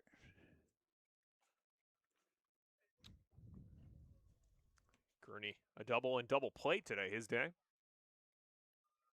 That one, he just misses a pitch that looked hittable, 1-1. That was a much better slider there for sure. Very dangerous hitter here, so you got to be careful. That's why lefty is one thing. Sorry, Marshall, but you got to make good pitches here. Get out of the inning. 1-1. Now one struck. Out to center. Holmgren to play it. Holmgren under it. And at least the Red Sox can hold the lead before they tie the ball game up with the Chatham-Kent Barnstormers. Good morning to their offense. They bring this lead back to 9-7. This ball game is this is about the score that 23-14 football game score was in Kitchener a few days ago. The offense is something about Brantford. They can dish it out, but other teams have been known to catch up, particularly in these early innings. Ramos, if he's the man I assume he'll be to come back in the 5th, is going to be in a really big spot here to keep that momentum off that at-bat, keep his pitch count low. And I think the dynamic always needs to change, right, Brian? You were a former bench coach. The dynamic of how much you're up, who you have available, and, again, how many games you have ahead. They still have 2 more games, does Brantford, in the next 3 days. They really need to conserve the arms they can, but when a win at home is this in your grasp, do you shuffle the order around who you want to pitch because you know you got to hold on to a lead? Well, at the end of the day, win. You need to win. That's really all you need right now. If you got to bring a guy in on Sunday to throw Sunday, so be it. I mean, at the end of the day, you've got to win, and that's really all that matters. And I remember talking to Rob Thompson one time. It's like, yeah, you've got a plan to do this guy and pitch that guy and all these other things. You got all this information going around in your mind, but at the end of the day, the only thing that matters in this league, such as that league, is winning. It doesn't matter that you've got a lot of pitching left for the rest of the weekend if you're 0-2 for the weekend. They got to win, a big win, huge win up in Barrie last night, and they got an opportunity to go back-to-back tonight and then get a day off before they get a game on Sunday again. So, and that's a big game on Sunday against Guelph. Huge game. Don't miss it. Right back here, same place, different time, 2 o'clock Sunday as the very hot Guelph Royals come into town to challenge Brantford to try to keep up the hot run of form for both teams. That is a huge ball game, especially if the Red Sox can hold on here today. Chris Ortega going to kick off the bottom of the 4th inning. The Red Sox currently averaging 3 runs an inning here on offense. We'll see if they keep up the momentum. Yushin Oda kind of stole the spotlight there in that 3rd inning, 5-3 3 times. We'll see if he's the man to watch there in the infield once again as Ryan deals for strike 1. And that's a nice start, that little get-me-over curveball to get ahead of the hitter. Get ahead, stay ahead. Chris Ortega 0-1. And on the hand, swings and sends it right into the grandstand at 3rd, 0-2. Well, Ryan sure has sent a message, hasn't he? He likes to get in the kitchen of the right-handed hitter. He's got a good live arm. He's got a nice curveball. He throws at different speeds. Got a good live fastball. He starts it out in the middle 3rd, and then it busts right in on the hands of that right-handed hitter. 0-2. Nice take there. Great good location. Aiden Ryan's a guy you got to think might get some all-star consideration here as well. Doing a great job coming in for Parsons today. He is a former all-star in the league, the man from Tecumseh. That one low and wide, 2 apiece. That whole Windsor area is such a fantastic area for baseball, man. The Windsor Selects and that program, and of course, Tecumseh's got good elite baseball as well. The St. Clair College is down that way. That one chopped. Is foul. 1 bounces, 2 bounces. Oda, a little bit of frustration. Nick Einentone now on deck. Then it'll be Christian Kazemka. As we go back through the middle of the order for the 3rd time and only 4 innings here for Brantford. There you see the Chatham-Kent's the outfield, is ready. Creeps back in, hits it, right at Oda. Another opportunity, and he's taken over here today. Yushin Oda, another throw. Nice retired out there by Grayson Barrett.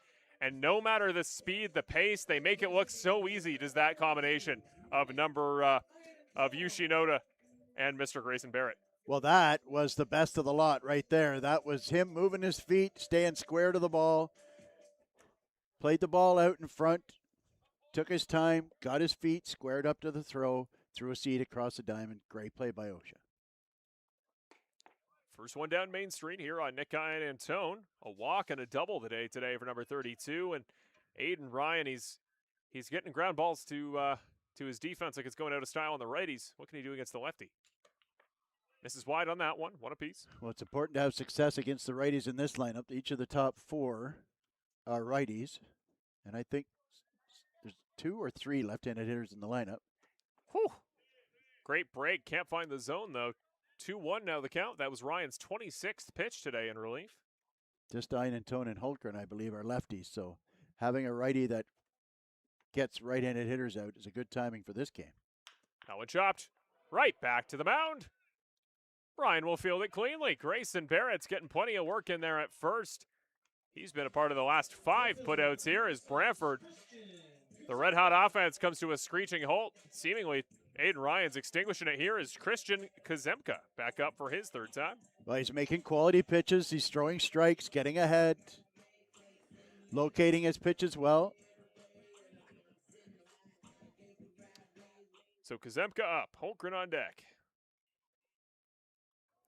2 outs in the inning, bottom of the 4th. That one struck. Should be easily playable for the center fielder. Underneath it's Gurney, and Gurney makes the catch. Another quick inning of work there. Great work by Aiden Ryan.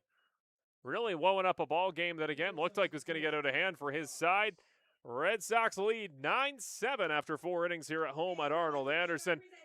We'll step away here and take a quick look at the All-Star game coming up and a 60-second break right here on Brantford Red Sox CBL Baseball, YouTube, CBL TV, and Rogers Game of the Week. Get ready, Chatham-Kent. For the first time ever in the new Canadian Baseball League era, the 2026 All-Star Showdown is landing at Fergie Jenkins Field on the July 11th and 12th weekend. The league's top talent, all in one place. Watch the full slate of skills competitions, including the popular Home Run Derby on Saturday, and on Sunday, the ultimate 2026 CBL All-Star Game featuring your favorite players for a mid-season showdown. Chatham-Kent, it's our time. The All-Star Weekend of the new CBL era. It's history in the making.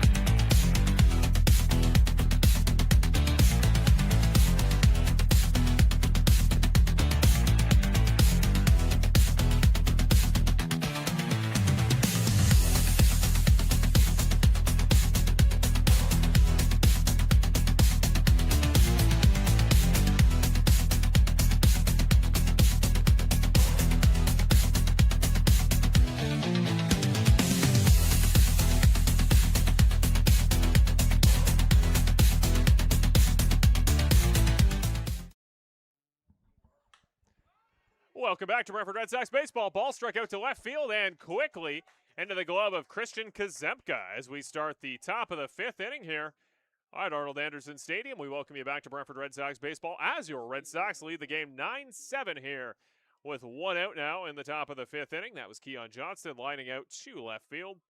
It's going to be Monks and Moore in the next 2, then Ayat Ansari up for his 3rd time should he be needed.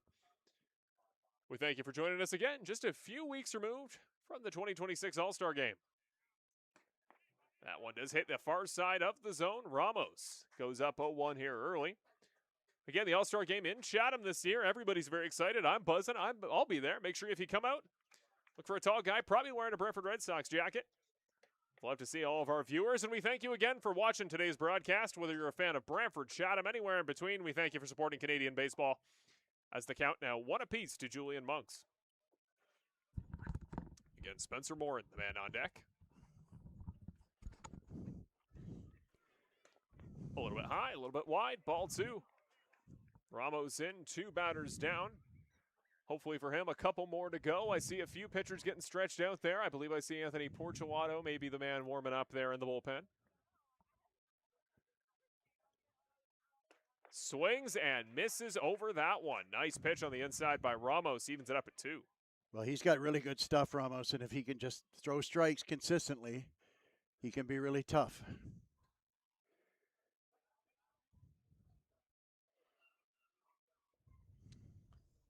Here's the 2-2, 1 out. Whew. Great break, but did miss the zone wide. Full count.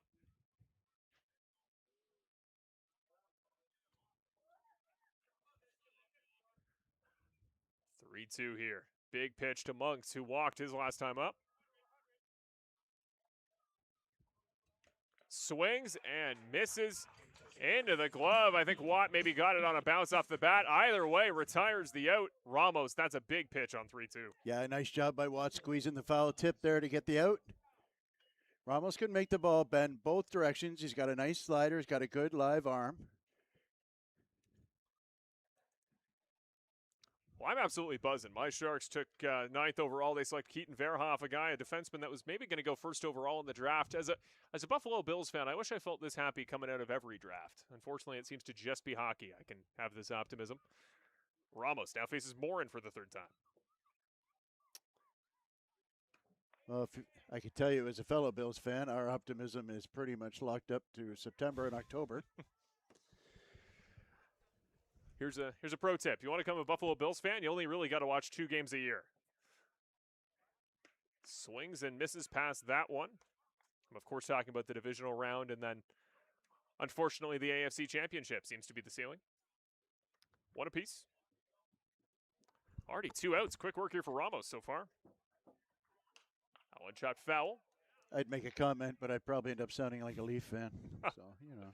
Yeah, the Leafs today. Kevin McKenna. The optimism's got to be pretty high for that squad. Not a Leafs fan, but I love McKenna as a prospect. Who doesn't? 2-1. Oh, up high. Little how you do.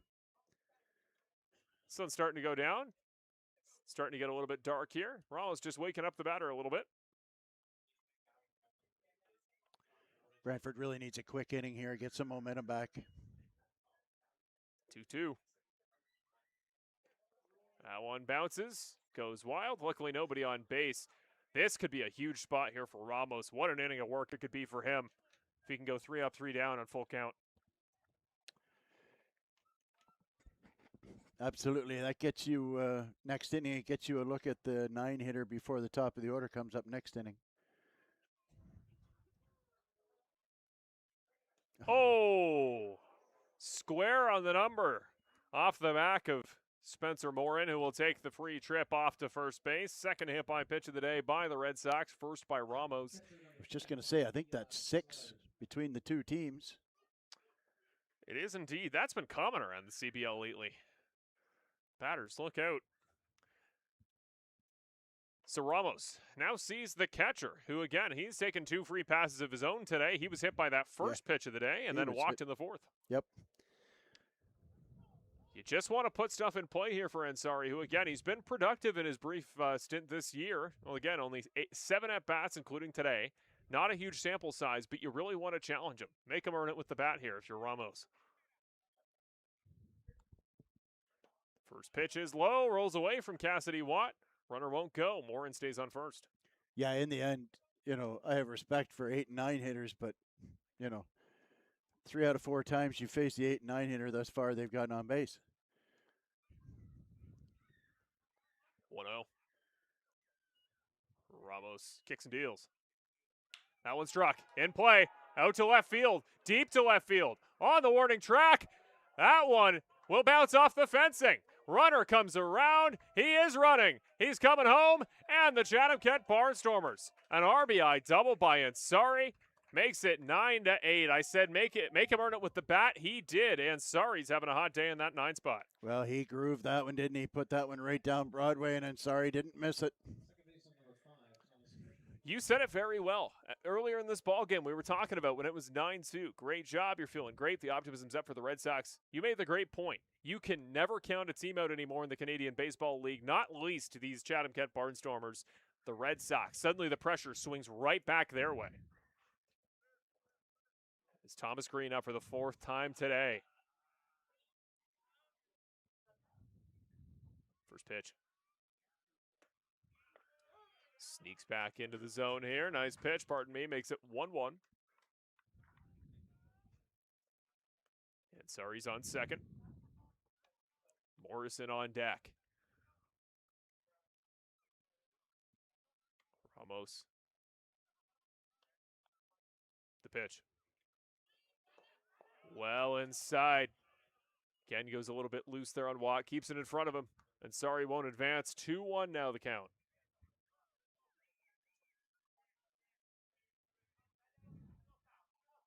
It was Portuato, the man warming up here a moment ago in the bullpen. That looks to still be the case. Still him, yep. 2-1. There you see Ramos. What's he got in a big spot here? Swings and misses over it. Does Thomas Green. That's a huge pitch here for Ramos. What do you do here, Brian? 2-2, facing a righty as a lefty. Well, that's the pitch that's going to get him out. That sharp breaking, downward breaking curveball, slider, whatever he calls it. Whether you want to go right back to it or whether you want to go fastball up out of the zone first and then go to it. But I think that's the pitch that's going to get Green out. 2 balls, 2 strikes, 2 outs. What's Ramos got as the batter will call time. Green's been a great hitter in this league for 2 full seasons now. Of course, defending champion, fittingly, Thomas Green wore green with the Welland Jackfish on the way to their 25 title. He's been in big spots before. What's he do here on 1-2? A little bit high. Great take there by Thomas Green. So you change the eye angle now. Now we've got 3-2 on our bug, and they've got 2-2 on the scoreboard. Now, for some reason, I'm missing. I go back to the slider. The pitch. Yep. Oh, we just missed it up.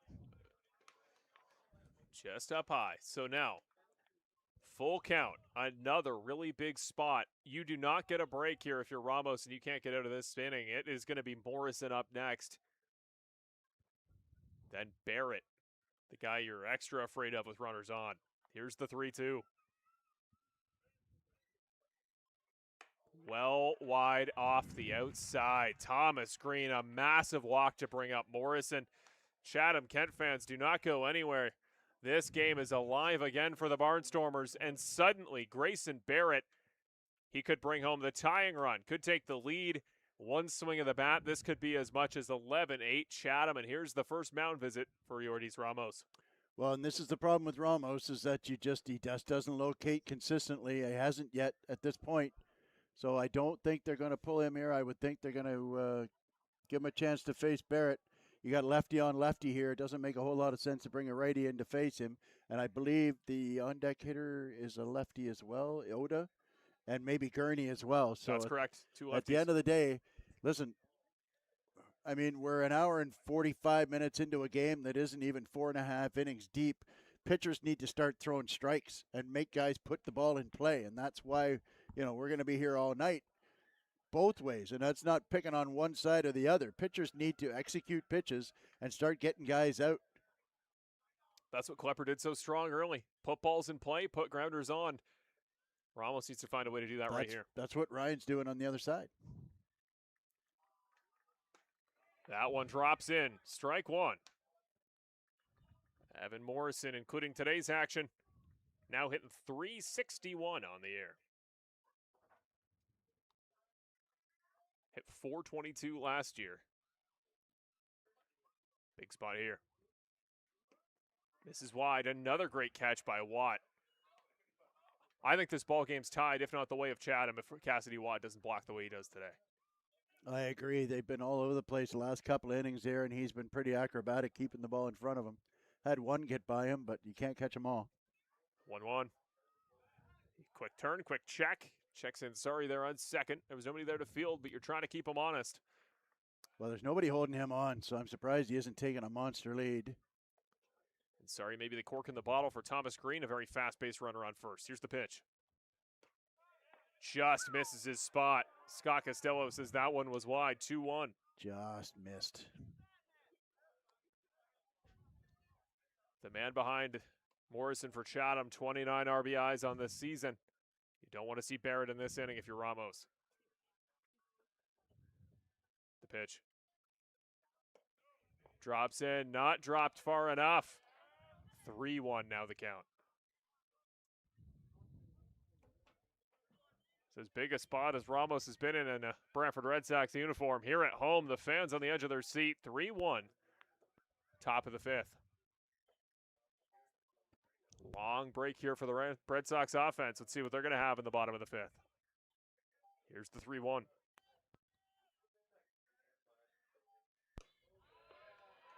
A little bit too high again. Another walk here for the Barnstormers, who have really taken this game back.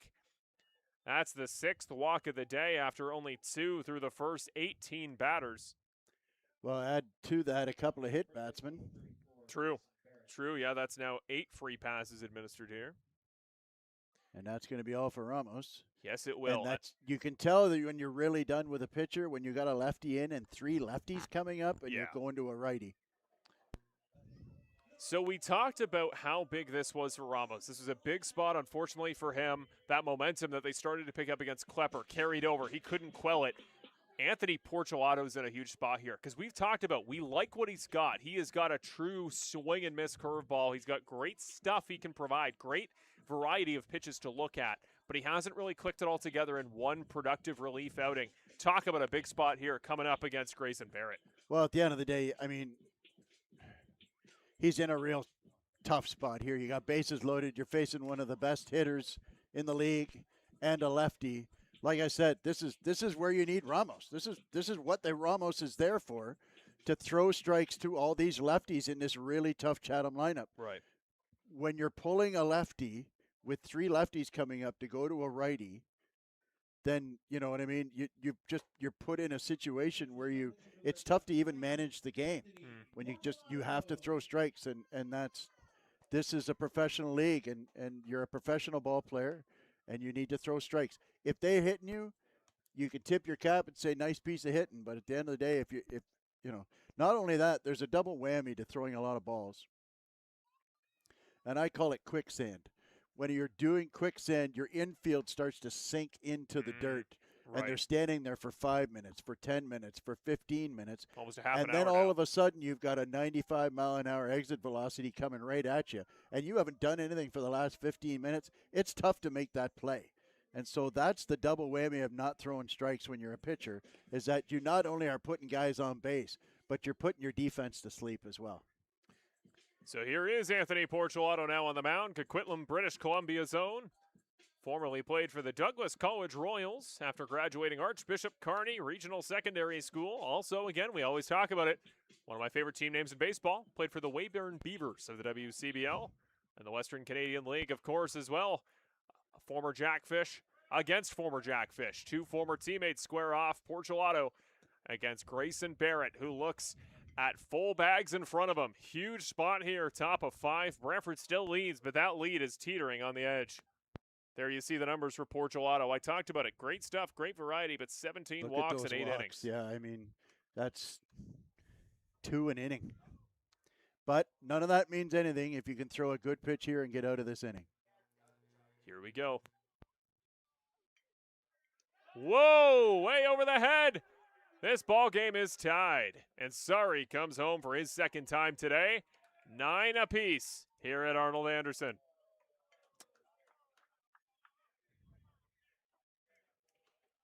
Well, that was unexpected.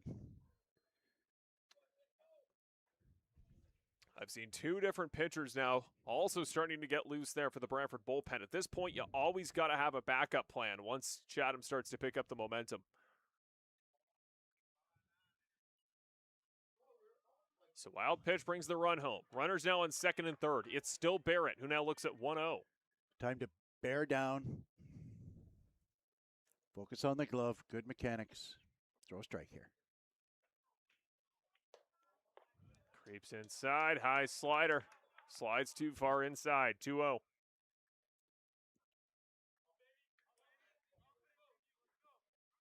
Getting good words of support there from the Brantford dugout is Portulato. 2-0. Swings and misses past that one. Talk about a get-back strike there. Great velocity off that pitch on the far side by Portulato. So now he knows he can get to Barrett. Barrett couldn't time up the fastball. A lot of off-speed stuff in the pocket of Portulato. What does he do here on 2-1? He's set right up for a curveball if he can throw in for a strike.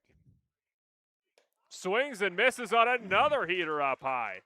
Stick to that. Make him earn it. Portulato has all 2s on the scoreboard, a situation we saw as early as 6 batters ago. Big spot here.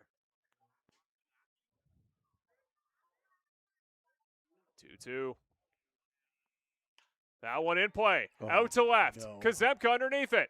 It drops in. A runner comes around. 2 will come around. And Chatham-Kent has brought this game all the way back from the gates of defeat to the clutches of victory. 11-9. Now lead the Barnstormers a 9-run comeback and only 3 innings for Chatham. Barrett, 2 RBI single. And that's what we were talking about. That's why we always hype up certain at-bats, because when you face the trio of Green, Morrison, Barrett at the back end of an inning, 2 outs is going to be 2 outs for a while when they're in this form. Here's Yoshinoda.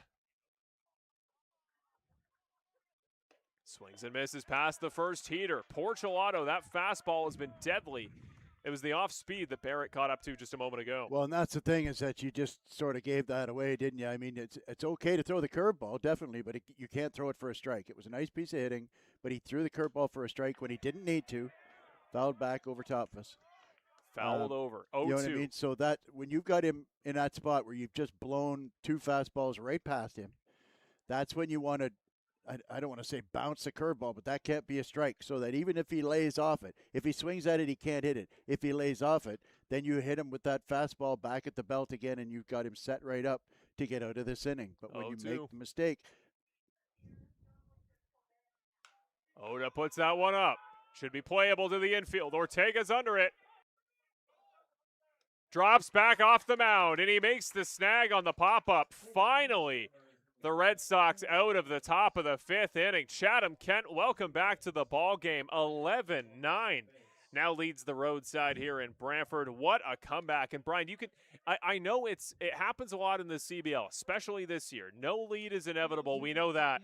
But that was a gutsy comeback there by Chatham, who they were productive. It's not like they were truly shut out those first couple innings, but they took what they were doing. They took those productive at-bats. They went deep into every at-bat against Ramos, Klepper, and now Anthony Portulato, and they found success on those late count pitches. And now they've got the lead here. That was a gutsy comeback by Chatham. Yeah, you give them full credit, definitely. I mean, we said it right from the word go. Don't go anywhere, folks. This game's a long ways from being over, but at the end of the day, we gave them 4, 5, 6, 7 free base runners. And I'm not sure how many hits. It's 9. It's 11 runs on 9 hits. And so, at the end of the day, it's unfortunate. So now Brantford's got to regroup, and just kind of grab hold of things and get ready to wait for their pitch. They've been in full swing mode. I mean, Ryan's going to do a job. He's got 2 1/3, I think, innings. He gave up a hit at the start there to get those last 2 runs in the second inning. But since then, he's retired, I believe, 7 straight.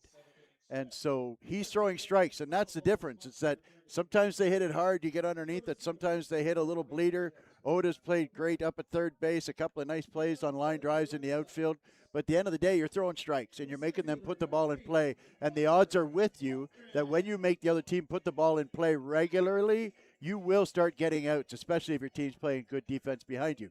I mean, the Red Sox have made 1 error, but other than that, they played very solid defense. And so, that's the other thing, too, is that when you're having one pitch at bat, 2 pitch at bats, I think he only threw 6 pitches last inning. Mm-hmm. I know that the last at bat was a first pitch fly out to center field. That one catches the far side of the zone. So for Hultgren, though, that's a good take. I mean, there's no strikes. There's no sense in throwing. Whether you disagree with that pitch or not doesn't matter. That one struck right back at the shortstop. Here's the play. Morrison gets it to Barrett. The Chatham-Kent defense has been pretty much inevitable since an early mistake, and they stay that way for the first out on Hultgren. But that's what it's like. You throw that pitch right on the borderline, then you throw the pitch on the same spot on the outside, and you make Hultgren swing at that. Otherwise, he's going 0-2. And then he just hits a lazy 4-hopper out to shortstop for an easy play for Morrison. And that's what throwing strikes does for you. I maybe beat. So the bottom 2 in the lineup here. It's Watt, Bateman, the next 2. That one drops in, not far enough. So now if you're Brantford hitters, you want to reset and just make him work as hard as the Chatham hitters are making the Brantford pitches work. Early in the count, you have a pie plate size zone that you want to swing at.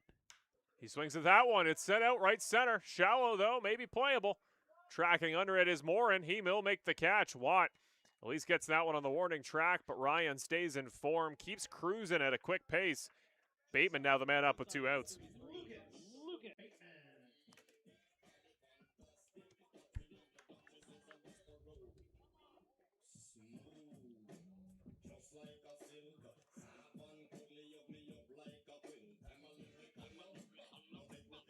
Well, his walk-up song introduces him as Mr. Bombastic, Mr. Fantastic. He's going to need to be to wake up this Red Sox offense. Here's Bateman. Drops in for strike 1. That's about 4 times now. He's done that little lollipop get me over curveball. I love that pitch, but it's almost time that Red Sox hitters started to sit on that pitch. Wouldn't be surprised if Cantor will, the next man up. That one struck right at Barrett. What a grab as he nearly falls over making the snag. Another quick inning for Chatham-Kent. They're drawing it out on offense, keeping the runs flowing. They're limiting any hope for Brantford on the pitching side. Sorry, Marshall. Another 6-pitch inning. He's thrown 13 pitches in the last 2 innings total. I think Ramos threw 13 pitches to 2 guys. That's what great pitchers do here, especially great relievers when you want to end a ball game with some urgency. We're going to take a quick break. We're going to take a quick look again at the All-Star game coming up in Chatham-Kent in just a couple of weeks, and then a 60-second break, and we'll be back on Brantford Red Sox Baseball. Wherever you're watching us from, don't go away. We'll be right back. Get ready, Chatham-Kent. For the first time ever in the new Canadian Baseball League era, the 2026 All-Star Showdown is landing at Fergie Jenkins Field on the July 11th and 12th weekend. The league's top talent, all in one place. Watch the full slate of skills competitions, including the popular Home Run Derby on Saturday, and on Sunday, the ultimate 2026 CBL All-Star Game featuring your favorite players for a mid-season showdown. Chatham-Kent, it's our time. The All-Star Weekend of the new CBL era. It's history in the making.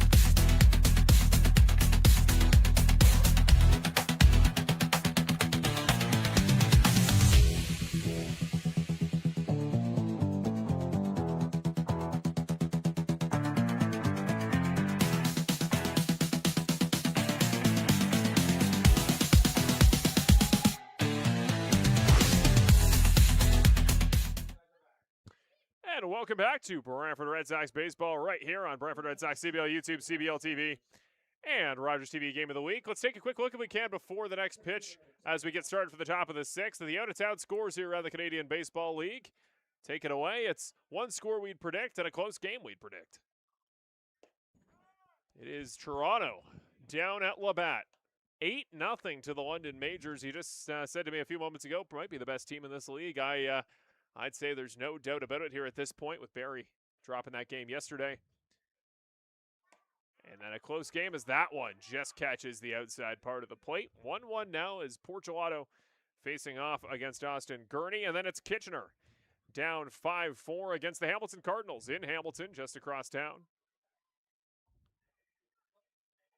That's a big game for both those squads. That London-Toronto game, it's going to be big to make sure this game for Brantford means they'll stay comfortably in the 8th spot no matter the result. But that game, Kitchener-Hamilton, if Hamilton wins that ball game, they're in just as good of a spot, a good a run of form as Guelph's in right now, up above the playoff line.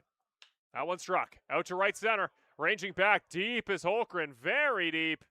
Makes the snag. Walker Holmgren. He was getting his steps in early on in this ball game on defense. Does so again there to retire the out. Yeah, so maybe belaboring the point, but Victor Payano in London, 5 innings complete, has not walked a batter. Holy cow. Yeah, I believe it. Similar to last year, it felt like as you go down the ballot voting for the All-Star, you look at the numbers, you look up at the team, it's probably a Welland player. This year, London's got that same thing going for their pitching staff. What a their year. pitching staff, their starters look good, their bullpen looks great, and they've got a really, really solid batting lineup top to bottom. Not to mention playing the best park.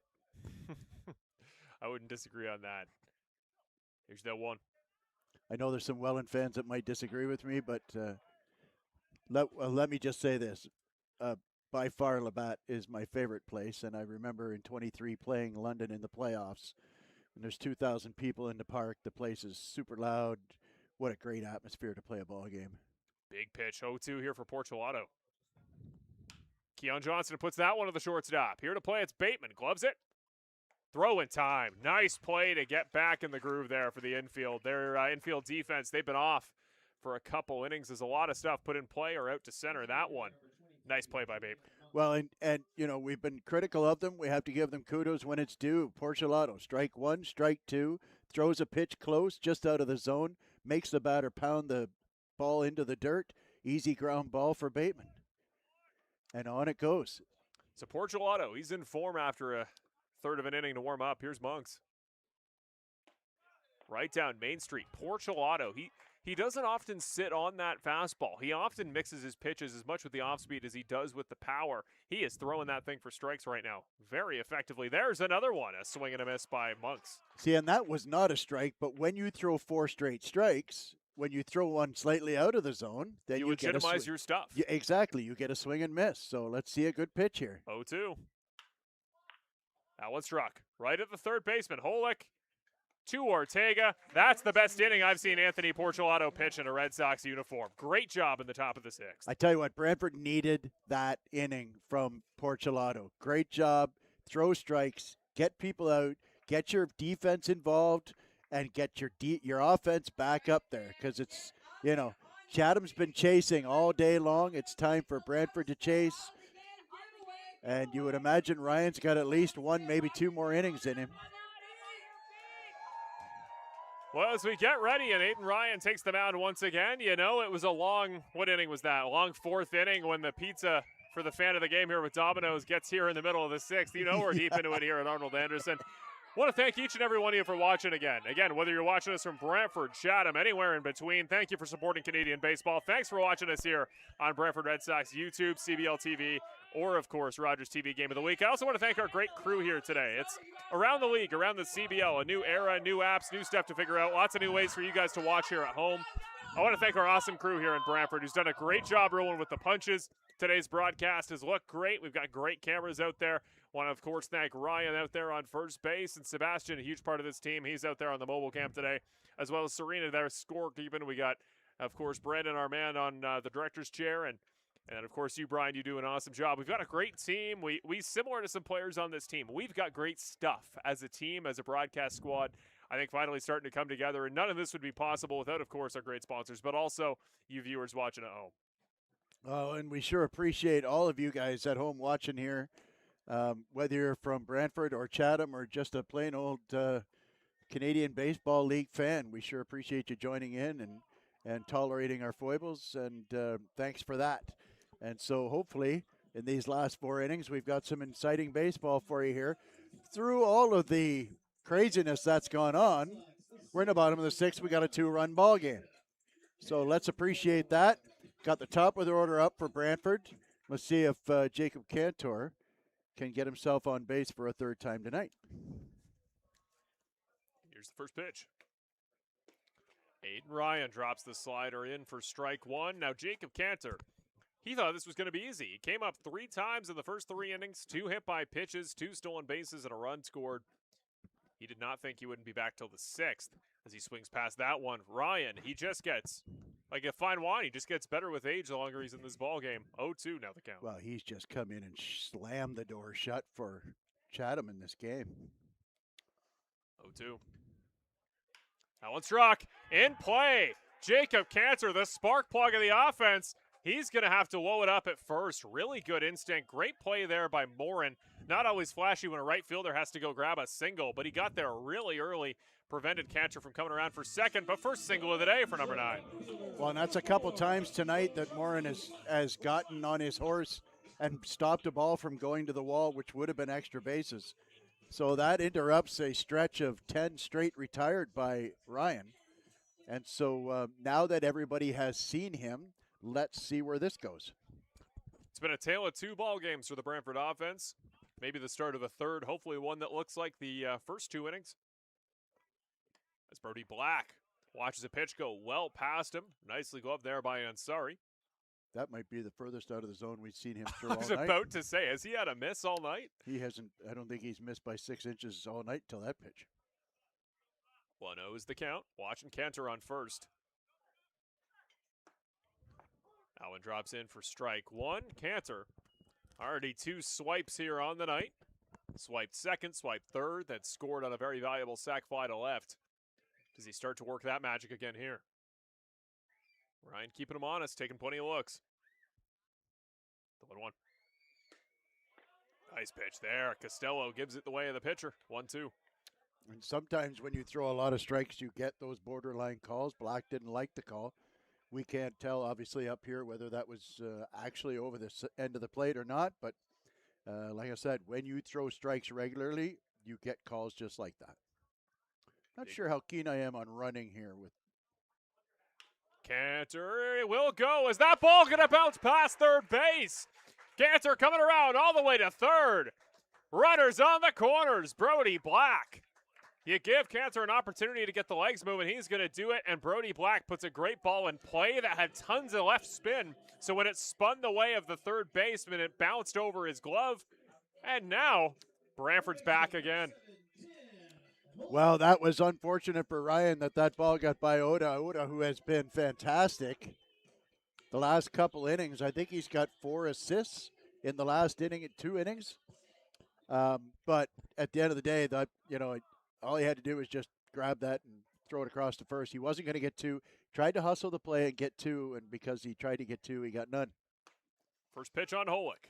Arm side, creeps back in the zone for strike 1. You talked about the hit and run. I think I agree. I think I liked your call there to hold Cantor. But if he does hit and run on that, he might come around to score. That's how much of a danger he is on the base paths. And again, that's why you really got to speed it up as an outfielder to get that ball back in on a quick base runner. Ryan gets his spot again. And your point is well made, but the difference being that if he swings and misses and he gets thrown out at second, with how hot these hitters are behind him, Holick and Ortega, you just hate to, being down 2 runs, have somebody get thrown out at second base. A little bit of patience might get a couple of hits, and maybe you get that crooked number anyway. Needs to put trust in his offense, and he's got reason to do so. Here's Holick. That ball bounces, nicely blocked by Ansari. Runners hold in the corners, 1-2. Seemingly a lost art, that blocked ball in the dirt because of the new mechanics that they use to receive balls to get pitches from the umpire. It's not often that you get a good physical block like that on a ball that bounces in the dirt. Nice play by Antari. Here's the 1-2. That one chopped up over the pitcher into the shortstop's glove. What a throw there to get the out, but the run does come home. Cantor makes it 11-10. That was a heck of a play by Morrison. Gets 2 as he steps on second. A quick throw to Barrett. What a case of multitasking there. My goodness. He had to pick that ball up and step on the base almost simultaneously. So he had to pick the ball up with one arm and then get that left foot on the base. And then once he did that fantastic play, then he had all kinds of time to make the throw across to first base and get the double play. So unfortunately, no RBI for Holik because of the double play, but the run scores nonetheless. And that was, at the end of the day, what they really needed to make sure that they stemmed the tide there after 9 straight runs by Chatham, unanswered, if you will, to get that one run. And now it's a 1-run ball game, and one swing by a red-hot Christian Ortega can tie this ball game up. The 1-0. Ortega going to foul that one off over in the parking lot. And again, Chris Ortega led this ball game off with a solo home run, one of many he's hit in these last couple weeks. He has found that all-star form from last season again at the perfect time. And like you say, one swing of a bat, if you're Aiden Ryan, you know you've been in good form. You barely left the door open at all. You can't give anything up here to Ortega. That one chopped foul. And let's face it, they haven't exactly hit missiles here at this inning. I mean, it was a line drive base hit by Cantor to start the inning, but it was a high chopper by Black to cause the first and third, and then a ground ball up the middle by Holik to get the double play. Swings and misses past it. Huge pitch there by Aiden Ryan to limit the damage. A great play by Evan Morrison at short. Makes a double play, just what they need to get out of this inning. And then the big swinging strikeout there on Ortega. The Barnstormers lead 11-10. Good thing the scoreboard's got double digits because we're using all of them here in Brantford. And there you see it. 11-10 is your score. Barnstormers over Red Sox. We still got 3 innings to play. Don't go anywhere, Red Sox fans. Want to take a quick moment to thank our partners once again. All of our awesome sponsors here that make the broadcast possible in Brantford. First of all, our title partner, Mr. Lubin Tires. We thank them for their support on the broadcast. Mr. Lubin Tires, your place for all things auto maintenance and auto repair. We then move on to Montana's Barbecue and Bar. Again, I headed back for what will probably become one of many times. They've become kind of a staple of me through baseball season now that they support the Red Sox. Great product, great ribs, great beer. Head on down to Montana's Barbecue and Bar, wherever you may have a local location. Popeyes Supplements, the official supplement provider of the Brantford Red Sox. They gave them a great preseason package. Between that and game-ready training, the players have been in excellent form. We thank Popeyes for being a big reason why. And finally, the Terry Summerhays team, on behalf of RE/MAX Realtors, we thank Terry and the entire team for sponsoring and being a crucial partner for the Brantford Red Sox broadcast here. Again, whether it's YouTube, CBL TV, or Rogers TV Game of the Week. Hi to our Rogers TV fans watching back on Rogers TV. We thank you, We always talk about the live fans. Rogers TV Game of the Week, they get Brantford Red Sox report first. YouTube's not going to get it until right before our ball game on Sunday. But the Rogers TV crowd, they're passionate. They love seeing here. And as a guy that works at a location that plays Rogers TV on the TVs in my workplace, it's always weird when I'm working. I just see my face come up on Red Sox report in the middle of work. It's freaky. Being multimedia can be a good thing, but it can also get your coworkers pointing at you. So it's not what you want. It never stops being weird, eh? I mean, at the end of the day, especially for those of us who have been told we have a face for radio, to find ourselves on television, just never stops. Kind of weird. First pitch from Porchelato. Catches the zone as we turn back over to the Chatham-Kent side. Spencer Morin, the first man up. And here we've got Holik in on the grass here trying to take the bunt away in case Morin, who chokes up at the plate. That's a rarity these days, just in case he wants to try and lay one down to get on base. 0-2 low. One apiece as it's going to be Morin. The red-hot Ayat Ansari up for only his 9th at-bat of the season, but 7 of the 9 have been productive. And then Thomas Green kicks off the Green-Morrison-Barrett doubleheader that's just been wreaking havoc since the 3rd inning. Catches the outside. Porchelato has been in great form since the start of the 5th after he came in an emergency spot earlier in that inning. Yeah, he threw that first pitch he threw was to the backstop, cost a run, but ever since then, He had Barrett set up for the strikeout and just couldn't locate his spot on the curveball, and Barrett served it up into left for a 2-run single. That one in on the hands. Is in play. Some discomfort there. Morin is down. The trainer out to look at him. As immediate discomfort there when he came around on the swing. Yeah, I can't tell what part of his leg it hit there. Probably the shin.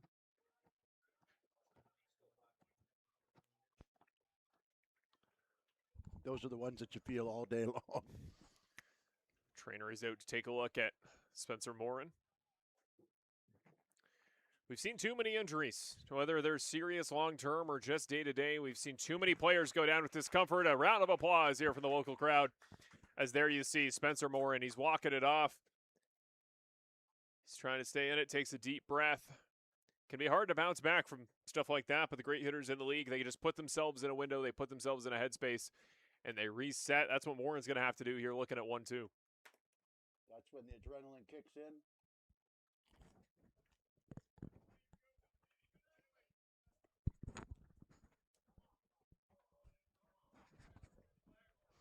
So here we have Porcelato in a similar situation where he's got a guy with 2 strikes on him.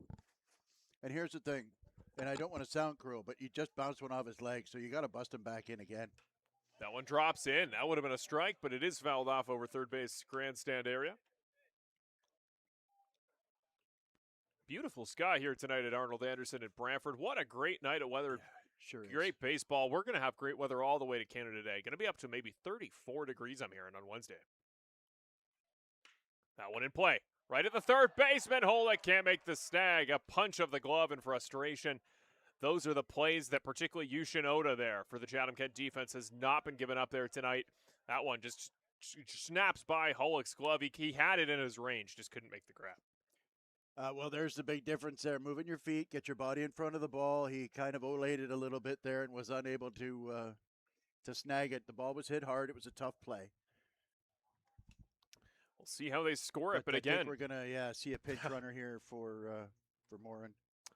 We will indeed. We're gonna have a new body coming in for Morin. We'll get you an ID on the new runner there on first. 13. As again, Ayat Ansari, who's just been red hot in his small sample size as the backup catcher for this squad. It is going to be. Going to make sure I get a name right here for Chatham-Kent. Lots of new additions to this ball club here throughout the course of the new season.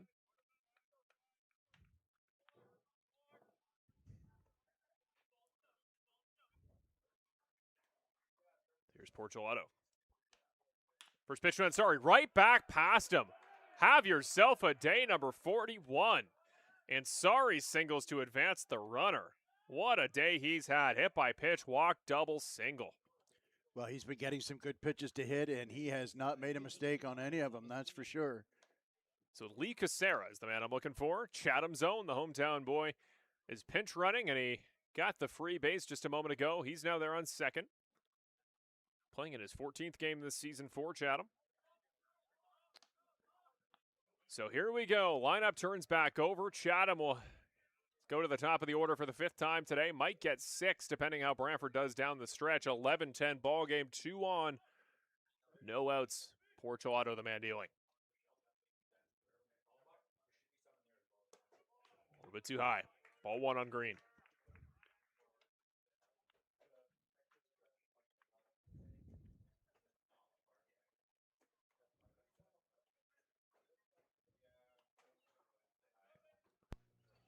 The 1-0.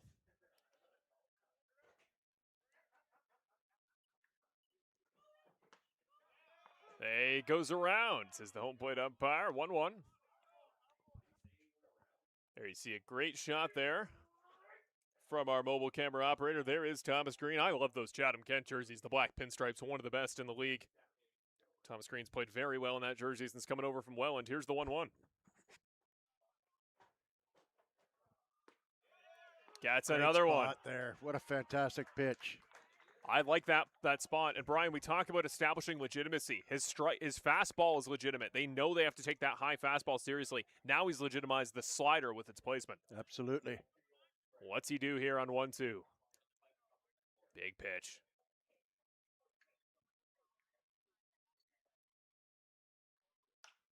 That one. Foul out and over the grandstand. I'd like to remind you, Brian, between Klepper into Ramos into Porchelato, no strikeouts on the day for the Brantford pitching staff. Isn't that something? That is something that we don't see very often. If you're looking for strikeouts, I believe Halden Craig is warming up in the bullpen for Brantford. He generally brings strikeouts no matter who is playing. So they're really hoping that Porchelato can do something productive here so they can get to Craig, keep this game close. That one is fouled back. Took Another weird nice bounce. piece, fouling that off. That was a good pitch there, that nasty breaking ball, and that's what he was looking for in the Barrett at bat a couple innings ago when he had him 0-2 there, but he hung it and gave him an opportunity to serve it into left field. That was really well located. So basically Green did the only thing he could do with that pitch, and that was to beat it into the dirt foul. So now he's got the high fastball. He can go hard outside. He can go hard up. I hope they go hard outside. Oh, catches up to it just barely. There was the high heater once again. Green swung at it. He almost missed it. Well, Walt wanted it right on the outside part, but he kind of missed in there, and that was danger zone. He's kind of lucky that, when a guy fouls one straight back like that, he's right on that pitch. Like you said, Halden Craig warming up. Got to think he'll go the rest of the way. But first, here's Porchelato. 1-2. Just barely too high, but I don't mind that. Green swung at the last one. That one a little bit lower back towards the zone. Challenge him with what you can trust you can keep in front of the catcher. Yeah, with the slew of lefties coming up here, I would guess that this is Porchelato's last hitter. Depending on what happens, of course. I mean, if he rolls up a double play, maybe they give him one more, but you'd have to think Craig's up next. 2-2. That one struck. Very deep to right. Can Black get under it? No, he cannot. As that one gets down in the warning track, runner comes to third, and because they had to hold up as he misses his spot, Watt, he thought about the throw, but he at least holds them there on the bases. Nobody scores for Chatham, but bases now loaded off a deep single to right by Thomas Green. What a fortunate break there. And a nice play by Brody Black. A really nice effort. He almost made that play. I didn't think there was any chance he could even get that close. But he made it close enough so that he could hold the runner at second base and make him tag. And here comes Greg Rapp. Should be day done for Porchelato. Well, you got to think now with the guys they've got up, they got to go to their best arm if they want to keep this game close. Does he hand the ball off? Let's see. We shall see. Craig's still throwing pitches to the bullpen catcher, so it's tough. We know Craig can go 3 innings. He's gone 5 2/3 here as a reliever this season. Well, he went 3 1/3 when they beat Barry. Yep. Or not Barry. Welland, you mean? Welland, sorry. Yeah. It's the home plate umpire Scott Castillo going to come join the party here and on the mound. Yeah, you're kind of trying to draw as much time as you can in for Halden Craig. They are going to dissipate. He's going to stay in. What do you think? Legitimate visitor? Are you trying to draw time there for Craig warming up? Well, maybe Craig's not ready. It's not like he's got an easy offense to face. I'd want extra time as well, but at a certain point, if he's your best bet, bases loaded, no outs to the defending batting average champ, it doesn't get much harder of a spot here. And the infield in. This is wide. Nice grab by Watt. 1-0. There's Greg Rapp, pitching coach. And Craig is ready. Nobody's more stressed in this spot than him, I can tell you that. 1-0. That one is popped up. Will go out. Would have been a really nice opportunity. Oh, my goodness. That one just missed a fan on the third base line. Great location there. Got him right in on the hands.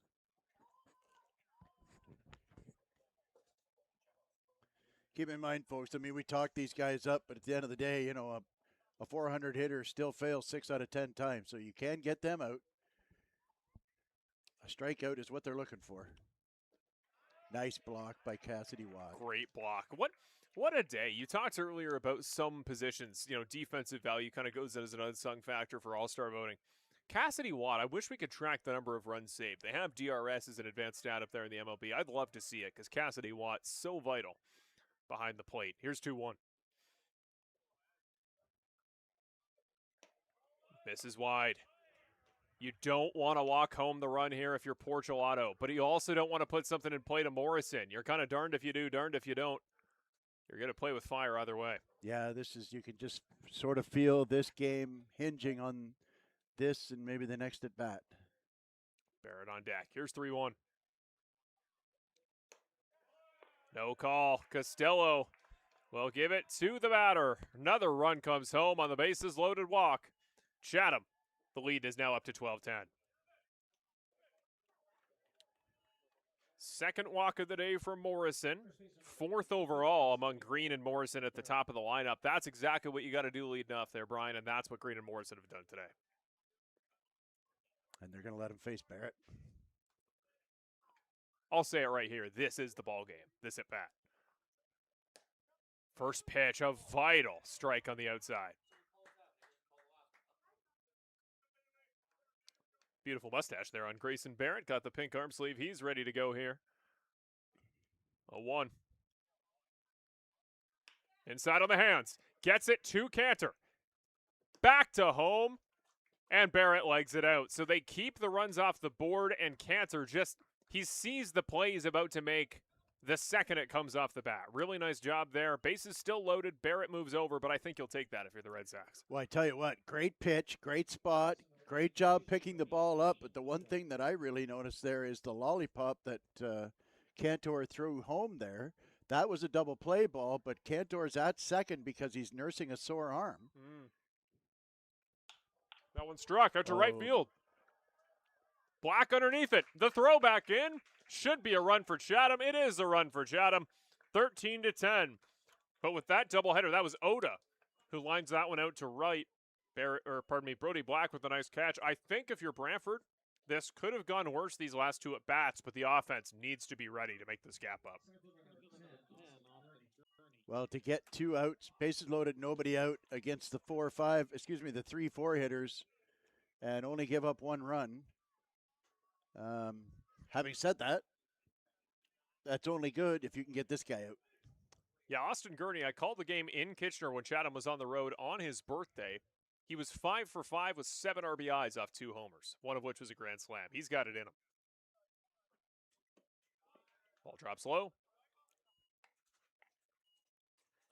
I got to say, you and Mark make a good team. I can tell you guys hang out and talk a lot off camera. Oh, I love Mark Perry. He's a great guy. He's an even better mind for hockey than he is for baseball, if that's even possible. He's just got such enthusiasm and passion for this league. He was following and promoting this league when not many people were. So he's a real ambassador for the league, and he's a real boon for the league. So we're happy to have Mark around.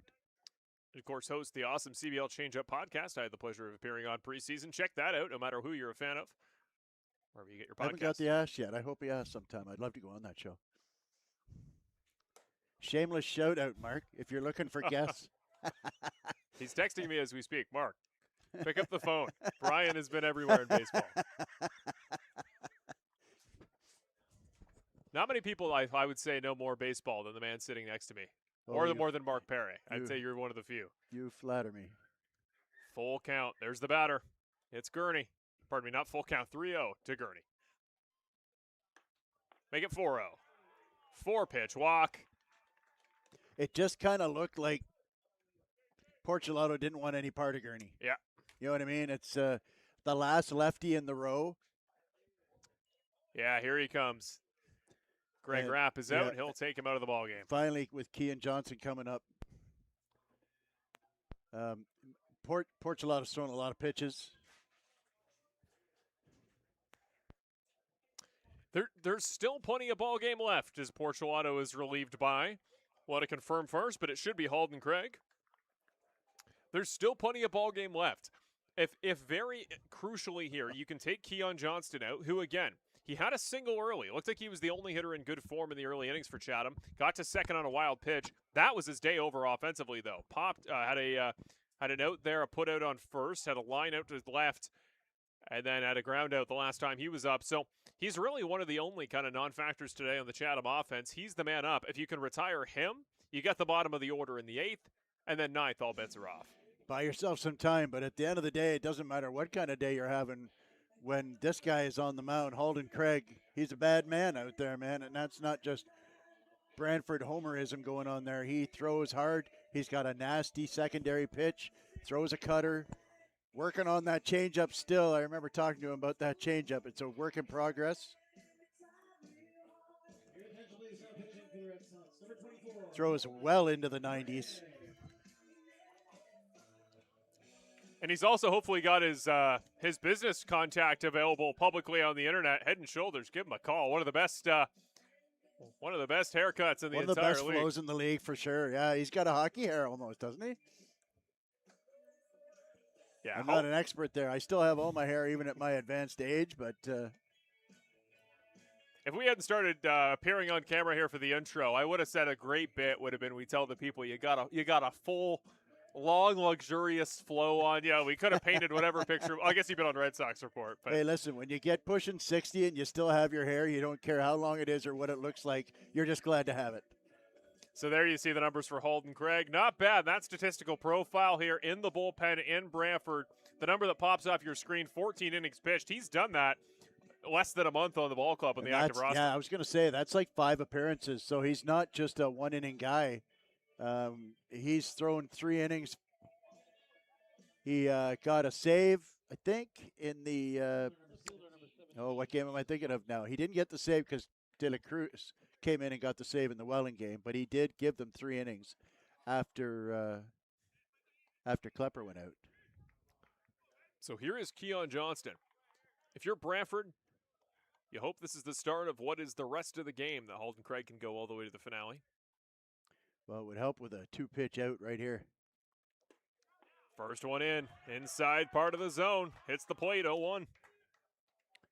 Throws very hard, and that slider is filthy. 4th straight inning, Keon Johnston's come up. He's over 3 in the last 3. 1, 2 outs.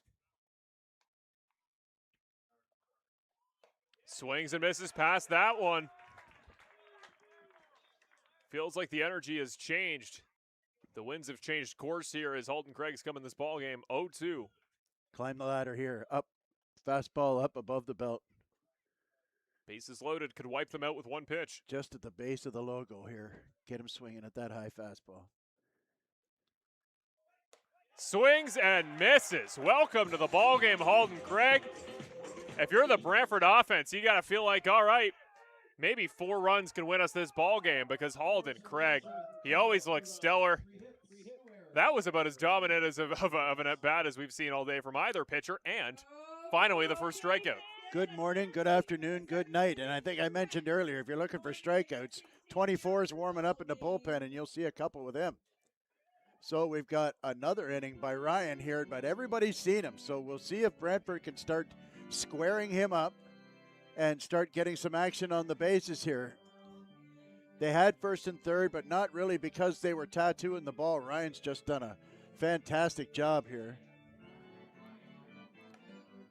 So this is where the stress for you comes in, because player of the game, we've been making it tough on you for Brian's Popeyes player of the game because we keep having close ball games late where it's, often the hero, often the man that should win player of the game doesn't appear till the late innings when they become the hero. They win this game, they walk it off. So it's up to you though, Brian. You got to start ruminating. There's some contenders, I think, but Halden Craig often surprises you late and becomes the man. So, well, if it helps, I generally start ruminating from the time I show up at the ballpark. So that's why he's the best in the biz. This is a great showing here today in Brantford. It's not always about even just the number of fans in the stands, but who sticks around, the longevity. The fans here in Brantford are passionate, and they've finally started receiving the great baseball they deserve, not just at home, but on the road. I think the optimism is at an all-time high, certainly the highest I've felt since I joined the team at the start of 2025. And I love the energy. I love the passion. That even just a week ago, Brian, today, you were the man on the call. You did an awesome job in that home game against Welland. But the energy walking out of this building, on the field, the players, the parents coming up to see their kids after the game. There's just a special energy after that Welland win that if they can recreate it tonight, this Brantford optimism is the highest. Absolutely, yeah. It was so much fun calling that game. But I tell you, it's first of all, thank you for the opportunity to call the game. It's been a kind of a lifelong dream of mine to do the play-by-play, and to have a game like that, the big home run by Walker Hultgren. What a pitch by Aiden Ryan. Yeah, that's a real nice backdoor curveball. He serves that up. And then having to kind of sweat it out the last couple innings there, Halden Craig and then Jorge De La Cruz. How much fun is he to watch pitch? De La Cruz, he is just a bundle of energy. Just when he's smiling, it seems like he's always smiling. Native of the Dominican, had a nice chat with him before the game with him and the boss. Ball drops not far enough. Aiden Ryan. Well, Nick Einentone giving a smart at bat here, 3-1 count. He knows they need base runners, and he knows he's got good sticks behind him. He's a real smart baseball guy, Nick, here. He knows he just got to get on base here somehow. That one off the bat may have had a chance to be ball 4, but I don't mind the swing there with how close that one was. Full count. And again, productive at bats is the name of the game when you get in this spot. I tell you, Ryan's sneaky quick. It's you know what? You don't get a fastball past Nick Einentone like that. He was not expecting that heat. Struck, right center. Underneath it is the center fielder. And it gets in. Oh, it rolls out of the glove. He almost had the play, but no dice on the warning track. I thought Gurney had made the snag. He seemed to think he did. Out of the glove, it rolls on second base is Einentone. This one's not over. Don't go anywhere, Brantford fans. Wow, did he ever rope that one? That was a rocket out to right center field, and it's funny that happened because I was talking to Nick before the game tonight, and he said, boy, I tell you, I just having some bad luck here. I normally have more home runs in this, but it seems like when I play in the home run parks, I hit low line drives, and when I hit in the parks that are tough, I hit those kinds of shots. He hit a 405-footer in Guelph last night. If you hit that to left center, it's not going out. First pitch he sees, he swings at. Here is Christian Kazemka. Yeah, he was right on that one. And so that was one that if he pulls that ball at all or gets it out to the home run magnet there to the Summerhays banner, that's gone. Something about first games at home for new Red Sox.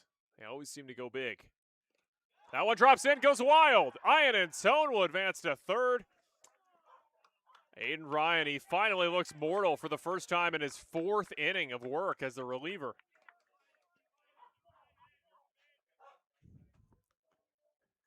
Well, what a day today so far for both offenses. Big chance here for Kazemka. Walker Hultgren, the man on deck. It was a week ago today. Walker Hultgren hit a huge blast to right field that would eventually spell the end of the Welland Jackfish that night. Can always have the game winner on his bat. That one's high on Kazemka. Nice take for 2-1. Action in the Chatham bullpen. I'm just trying to figure out who that is out there. Normally we have a media sheet in front of us, folks. You bear with us. The information's a little slow in coming. That one's struck over the head of the infield. Run comes around, rolls its way out to left. Digging for 2 is Kazemka. He's got to be quick, and he is. Double, another double. Brantford is back to within 2. Still no outs, bottom of the 7th. Well, back-to-back doubles will sure improve your mood in a big hurry, won't it? And now, coincidentally, or maybe that's a harbinger,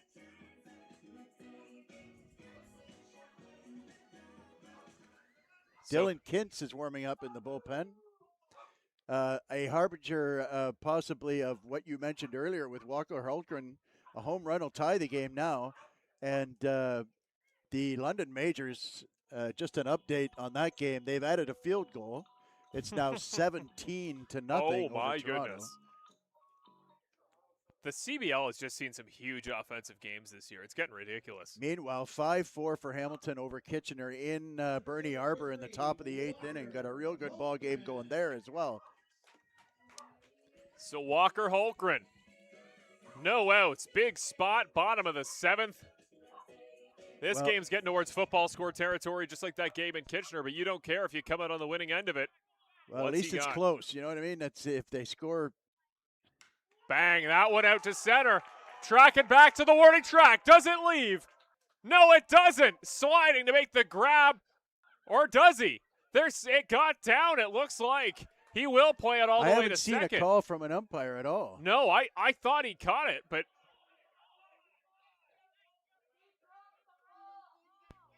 I can't. Oh, he is coming out, so they're going to say it wasn't out. It didn't look like for a moment Holmgren thought it was. That'll go down as a flyout that will advance the runner. Well, it's too far away for us. Nice play by Gurney if he did hang on. Yeah. Just a little frustrating there that nobody made a sign. I was looking at both base umpires, and nobody made an indication as to whether it was a catch or not. But the important thing to note here is that Cassidy Watt now has a chance to make it a one-run ball game. How big is this run now? With one out and an opportunity to score. Strangely, the infield is back for Chatham. Well, you know the power he's got in that bat, but I am shocked that the is a middle good infield point. is back here. Maybe they don't think they can get Kazemka. I don't understand. Ground ball is short, fairly quick, and he's but going to score. That one's high. Even better for Watt. Well, you could bring home with a sac fly one more run. Why not just walk your way onto the corner and make it Lucas Bateman's problem? Well, Barrett's in at first base a little bit, even with the bag, but nobody else is in. That one does find the zone. Ryan has Dylan Kintz behind him. Kintz has been very good on the young season. The 24-year-old has a win for himself in 4 games. ERA around 3.5. Cassidy Watts looking for a pitch up here and hit into the air. Now it's Rock. Out over the infield. Down into right. He makes the grab. No catch. No catch. They say he comes home. Kazemka legs out the throw by the right fielder, Spencer Morin. He was adamant he made the snag on the slide. Either way, Brantford brings this ball game to within 1. Well, there was no doubt on the indication by the umpire on that play. The first base umpire put palms down aggressively 3 or 4 times to say no catch. So RBI single. Cassidy Watt, what a piece of hitting there. Great spot, Clutch, 2 absolutely. great takes to open it up. Clutch is the right word. Still 1 out in the inning. Here comes Dylan Kintz, number 6, will enter the ball game. And it's Lucas Bateman. Now, you're kind of in a great spot here if you're Brantford, because I'm going to knock on wood in advance before I say this, if there's no double play, it would be Cantor next. Yep. And I think you really like that spot if you're Brantford. Either way, just to keep it rolling, because what this offense at the top of the order for Brantford of Cantor, Black, and Holick, what they do best isn't necessarily just power, it's just productivity. They're what in those first 2 innings just kept it rolling. Good long at bats, standing in on a pitch. They just kept the momentum up. That's what you want right now if you're Brantford. You don't want to put too much on the shoulders of Halden Craig. The goal isn't 13 or 14, Brian. The goal is as many as you can put on the board. And I think Cantor's a good guy to see up, regardless of what Bateman can do in this inning. But again, you're good either way, because if not, he leads off in the 8th. Yep, absolutely. So here is Dylan Kintz, the man I spoke about a moment ago, the man from London, Ontario, 24 years old, a slighter frame on the mound, 5'8", 170 pounds. But he's been effective this year. 6 strikeouts, 3 walks, 3 runs, and 8 innings of work. Good for a 3.38 ERA. Has a whip of exactly 1.5. There's a rookie here to the CBL. I got to say, I love little guys that throw hard. I mean, you just wonder where the power's all coming from, and that just when a kid growing up is trying to throw as hard as he can. Have a look at guys like this guy right here, who isn't 6'3", 225 pounds, really well built. He's got a solid core. He's got good mechanics, and it's the core that generates the velocity. We love watching the guys just like this. So Lucas Bateman, he had a single and a double back in the 2nd inning, then didn't appear until the 5th, where he was put out by the first baseman.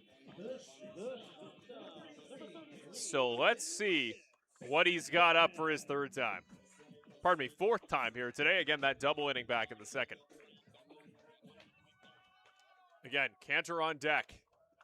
The hot hitter still coming off his injury. First pitch inside. Costello gives it to Kintz. A 1. Did he call this? He did call that a strike. He did indeed, much to the chagrin of Okay. the home faithful. A 1, Watt on first. That one is struck foul.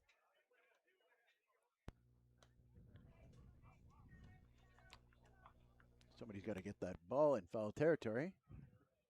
You just want something productive here if you're Bateman. Yeah, if you can get Watt up into scoring position at the very least for the top of the order coming up.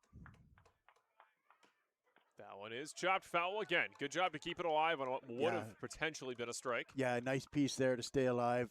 That was a really good pitch by Kintz. Kintz is looking really good. You talk about that strong core. Great velocity there on that pitch. A really economical, condensed delivery. 0-2. That one chopped up over the pitcher. Right to the second baseman. Weird hop off the grass. He can't play it. And the Brantford Red Sox get a gift from Arnold Anderson Stadium's turf. That ball took a weird hop, and the second baseman didn't even have a chance at a play. Well, Green tried to make the hard play there. I almost said the hero play. It wasn't quite like that. He tried to do a backward flip to get that lead runner at second base. Had an easy out at first base. He fielded it cleanly and had an opportunity to just take the one out at first, but he tried to flip it around behind him and get that out at second base, and the ball slipped out of his hand. And that's just we'll see if it's a costly mistake for Chatham. That ball's high on Jacob Cantor. The Brantford dugout is on their feet. Everybody's out of the bench. They are fired up as this one, 13-12 Chatham in Brantford. 1 out, 2 on base. Bottom of the 7th, potentially the best hitter on the team, one of the best in the league. Watches the ball go by for ball 2. Well, we got a wild one going on here tonight, don't we, Marshall? I tell you what, 13-12, still only the 7th inning, so even if Brantford doesn't score, there's still lots going on here. I'd love a camera on the Brantford dugout because, my goodness, are they fired up right now. Well, you can hear them all the way up here, can't we? 2-0. That one struck back. Cantor just missed it. You can see on the little shuffle, he knew he was close. Yeah, he was out in front of that. He took a little bit off of that pitch, and he was way out in front of it.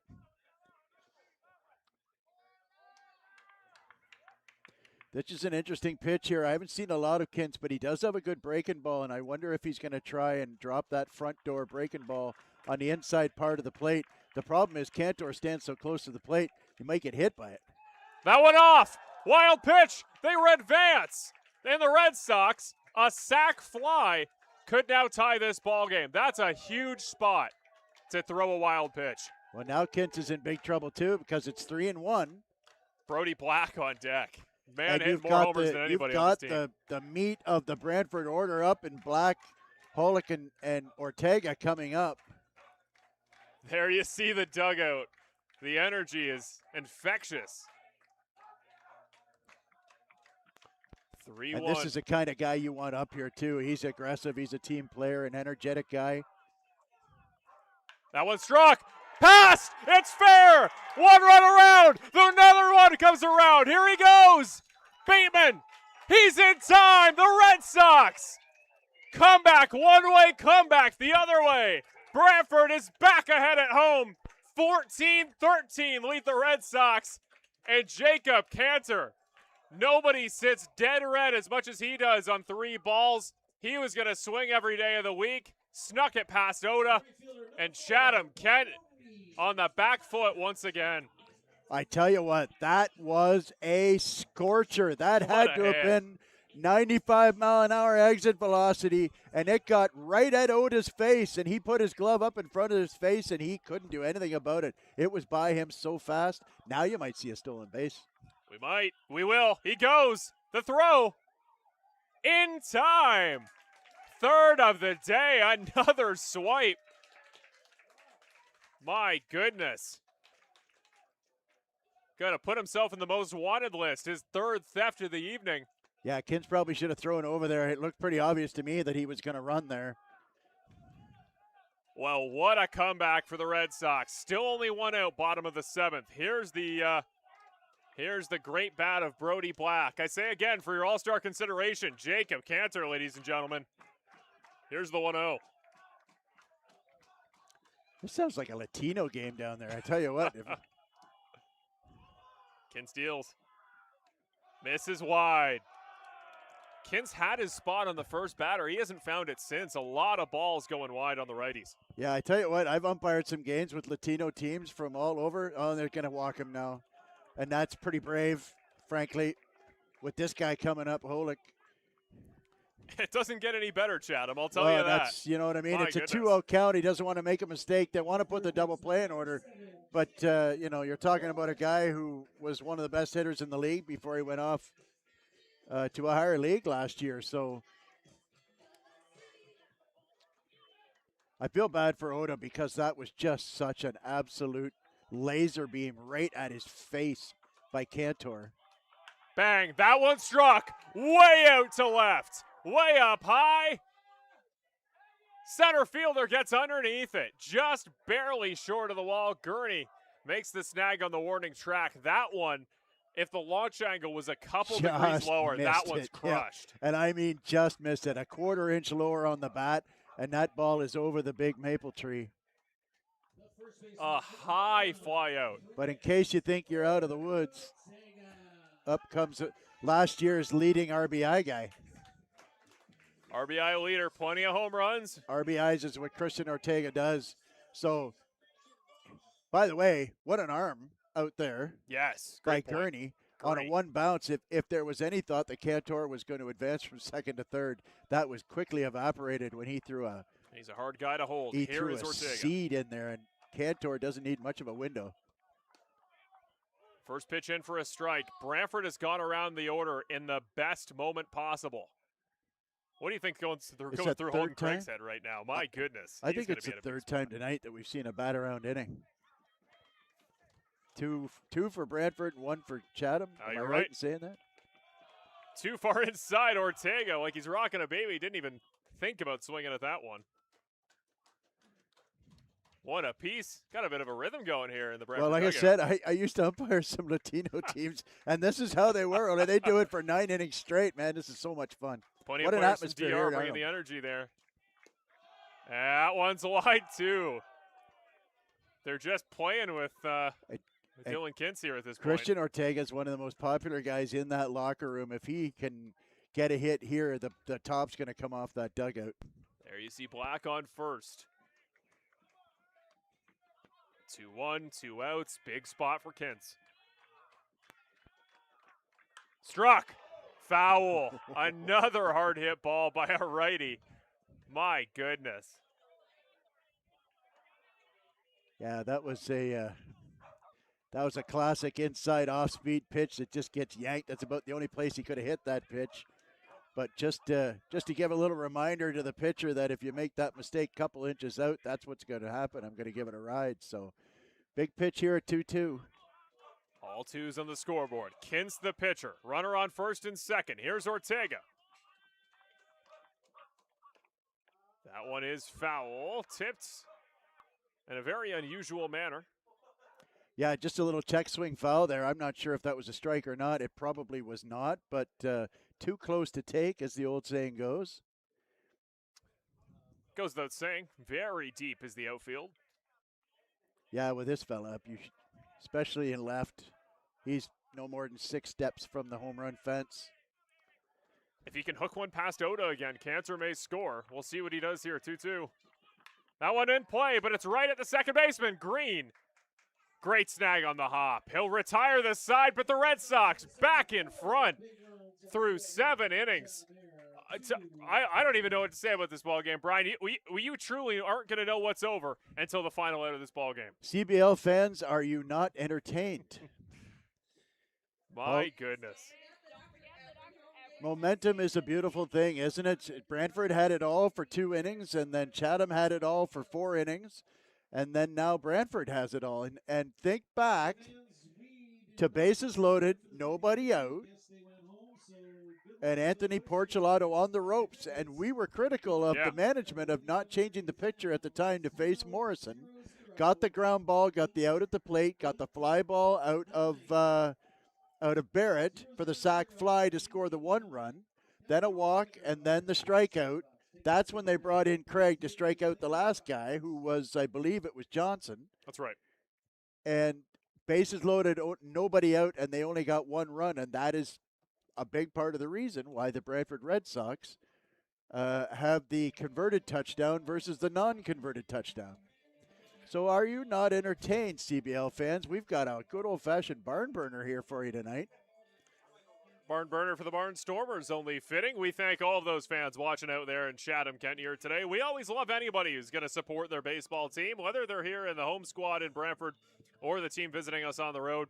I always want to draw, paint the picture, paint the road down the rest of the way for the weekend for the team we're always playing on the road. Chatham-Kent, you, I think, similar to Brantford, have plenty more in the works the next couple weeks. Lots of ball games postponed from a couple weekends prior when we had that huge rain out for an extended period of time. Chatham, you're playing Sunday. You get tomorrow off. No game there for Chatham. You're on the road again. You're at Christie Pitts on Sunday, 2 o'clock start time against the Toronto Maple Leafs. That's a team that looks very immortal after, again, another rough night there against the London Majors. But any team in the CBL is legitimate. You can never have an easy one. But we'll see the Chatham-Kent Barnstormers again Wednesday. Big Canada Day game, 2 o'clock. Canada Day game in the afternoon, yes. So we'll see you right here Wednesday, Canada Day. Looking forward to having you Chatham-Kent fans back, and we're going to get the special jerseys, special uniforms, and some special stuff for Canada Day. First pitch right down Main Street to Julian Monks. And this is absolutely critical that they go right at these guys, 7, 8, 9, to give the offense a chance to get another run in when the top of the Chatham order comes up in the 9th. That one misses way inside. I think you can tell the bullpen catcher to pack his stuff. He can head home. I think Holden Craig is riding this one out. Ooh. Win or lose, I think the Red Sox are going to go out on the right arm of Holden Craig. Well, I mean, Jorge De La Cruz, their official de facto there we go. Last night in Barrie. Swings and misses. Pitch. That's the slider. That is so nasty. When you throw low to mid-90s, that slider looks like a strike coming in, and it is almost impossible to lay off of. That's why strike is so important to start a batter off. If it's 2-0, he just spits on that pitch. But because he's already thrown for a strike, he swings at it. That one right back at the backstop, stays 1-2. When I talk again about developing legitimacy, making the hitters believe anything you throw off the hand can hit the zone. There's some pitches you just throw away. You see it off speed. All right, that hasn't hit the zone all day. Why would I wait for it now? Holden Craig doesn't give you any opening like that. Yeah, you don't get to eliminate any pitch from his arsenal, do you? I go back with slider here personally, but he may just throw the gas. Slider up high. So he went back to the slider, but didn't quite locate it where he wanted it to, and allowed him to foul it off. Nice job by Monks there. He was probably thinking the same thing, that it was a good opportunity for that slider, which is why, because I think he got a piece of the plate with it. I don't think he wanted to. I don't think he wanted to catch the plate with that pitch. I think he wanted it off the plate. He saw pitching coach Greg Rapp deep in thought there a moment ago. 1-2. That one too low, but he's got room to play with. Still 2. The only little bit of pressure you put on yourself if you're Holden Craig in each at bat is because you're probably the man going through the rest of the ballgame. You got to keep your pace up. You don't want to throw too much. You know he can, but you still kind of want to keep the pace up as much as you can here as early as the 8th inning. 2-2. That one again, nice. Gonna go foul. Nice piece by Monks there, getting a piece of that one. Monks, Morin, and Surrey. Again, I add in Surrey might be the hottest hitter in this team. Again, hit by pitch, walk. Well, they can't get him out tonight. RBI double and a single. He's been 2 for 2 with a walk and a hit by pitch. He's been as productive as he can be. He's the last guy that the Red Sox might see this inning if they can go 3 up, 3 down. First things first. Got to get Monks. Get a ground ball here. 2-2. That one struck. Is fair. Gets down. Nice piece of hitting there by Monks. What Keeps a great the count at-bat alive. by Monks, I tell you what. And he was 0-2 there, fought off 2 really good sliders, and then just reached out and serves it up into right field. Just a fantastic piece of hitting by Monks. And that's, we've been talking about this all night, how good this order is with Chatham. That's a 7-hitter. That's like, this isn't the top of the order. This is their 7-hitter who gives a kind of at-bat like that. And so now they've got an opportunity with Morin. Tough guy to double up. So you got Holick on the grass just in case they bunt, which certainly is a possibility with the way the catcher's been hitting tonight, and the top of the order up on deck. Craig facing Morin. Bunt. Does show bunt. They try the back pick, not in time. Ortega wanted it. I want to correct myself. It is not Morin. He was pinch run for earlier in the game. Oh, that's right. Sorry. This is a new hitter. Let me double check. I want to make sure I got the right guy. I do. It's Lee Casera, the righty, who's since come in for Morin. Yes. Sorry about that. So, bunt is probably inevitable. If I'm Holick, I'm charging here. Just get right in his kitchen. Swings and misses. Doesn't bunt, does miss. I'm shocked. You got a guy who hasn't even had an at-bat yet facing one of the best arms in that bullpen. I'm not saying it's wrong. It's just that's certainly an opportunity. Like I say, the catcher, you haven't got the catcher out in 4 at-bats, and then the top of that order up next. Wild pitch. Runner does advance. There was a bit of everybody froze for a second, but eventually the runner does decide to go. Well, that's unfortunate. You're in a situation there where you had a guy swinging who's not used to seeing that. So, truth be told, it reinforces the bunt here to get the runner to third. Maybe Chatham's thinking more than one. Maybe, they've been hitting the ball real well tonight. Maybe they're thinking of going for more than one. Well, you have to be. You never know how many Brantford can stack on the board at this point. Both teams scoring runs with ease. Oh, my. Wow. Watt and every fan in attendance thought that one hit the outside part of the plate. That's tough. 3-1. Big spot here. What's Craig got in him? Got to throw a strike here, obviously. There it is, right down the middle. You pretty much knew that he was taking on that. Like I say, you're in the 8-hole. You haven't had an at-bat. You're in as a replacement player. You get to a 3-1 count. Full count, no outs. Runner on second. Here's Craig. Swing and a miss. Massive swinging strikeout off of Lee Casera. Sits him down swinging. And that's a massive spot. Ayad Ansari has been out of his mind today. He's now had half his plate appearances on this season in this ball game, and they've all been productive. And the only other way I want to frame this for Chatham-Kent fans, every hitter that Chatham-Kent can put in play, and the longer they can extend the order, the more guys from the top of the order you're going to see in the ninth, right? Now you've opened the door. You're going to see Grayson Barrett again. You might, if you can get on base here, you might see Yoshinoda again, Austin Gurney. You want to see those guys in the ninth. Yep. To do that, you got to be productive at the bottom. That's a great point. Here's the pitch to Ansari. Swings and misses up high. So Ansari's been quite swing happy today. He swung early in the count on both his double and his single in the 5th and 7th respectively. He was hit by the first pitch he saw in the 2nd, and then the walk back in the 4th was when the game was kind of getting out of hand. He never really saw a competitive challenge. Yeah, pitch. That was the end of Klepper's kind of run there. You can challenge him, and I think he's going to try to swing. It's the result I'm not so sure of.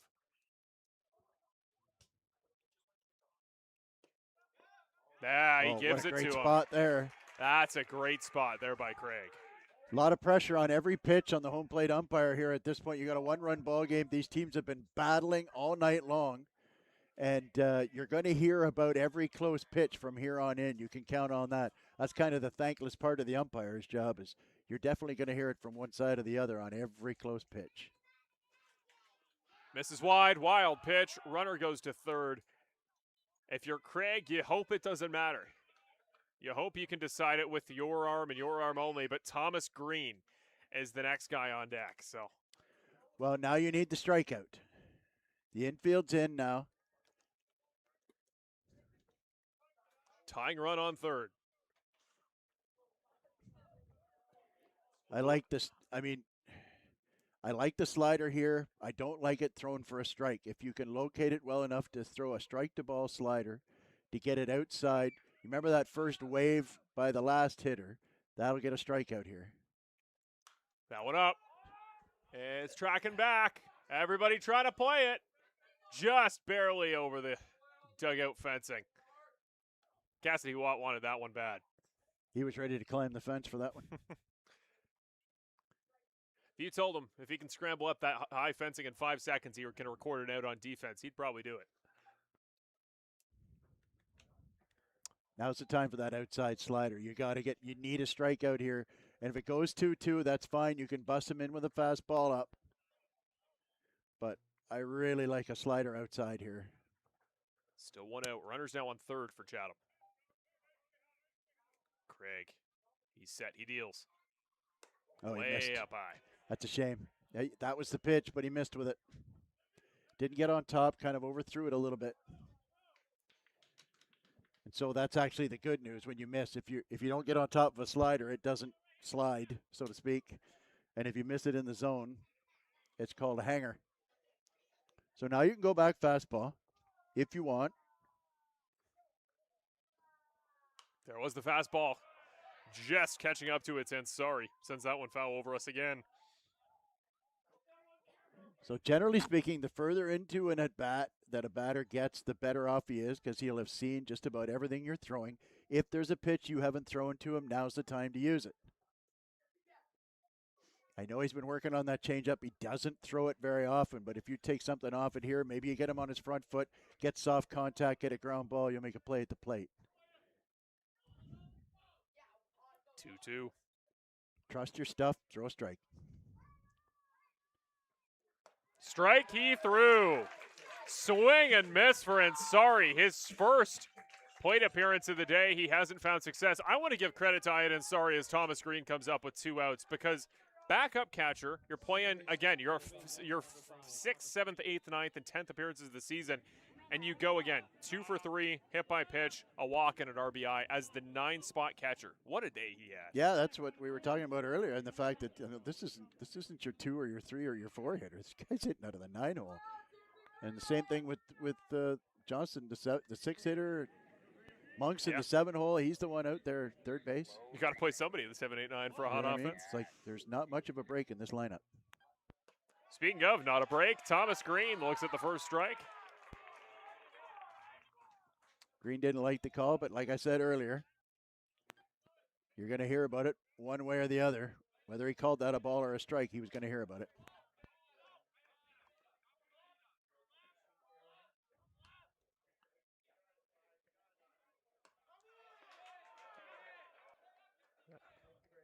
Looks like they're going to say, yeah, no swing. It looked very close. I didn't think he went, personally. Not my call, though.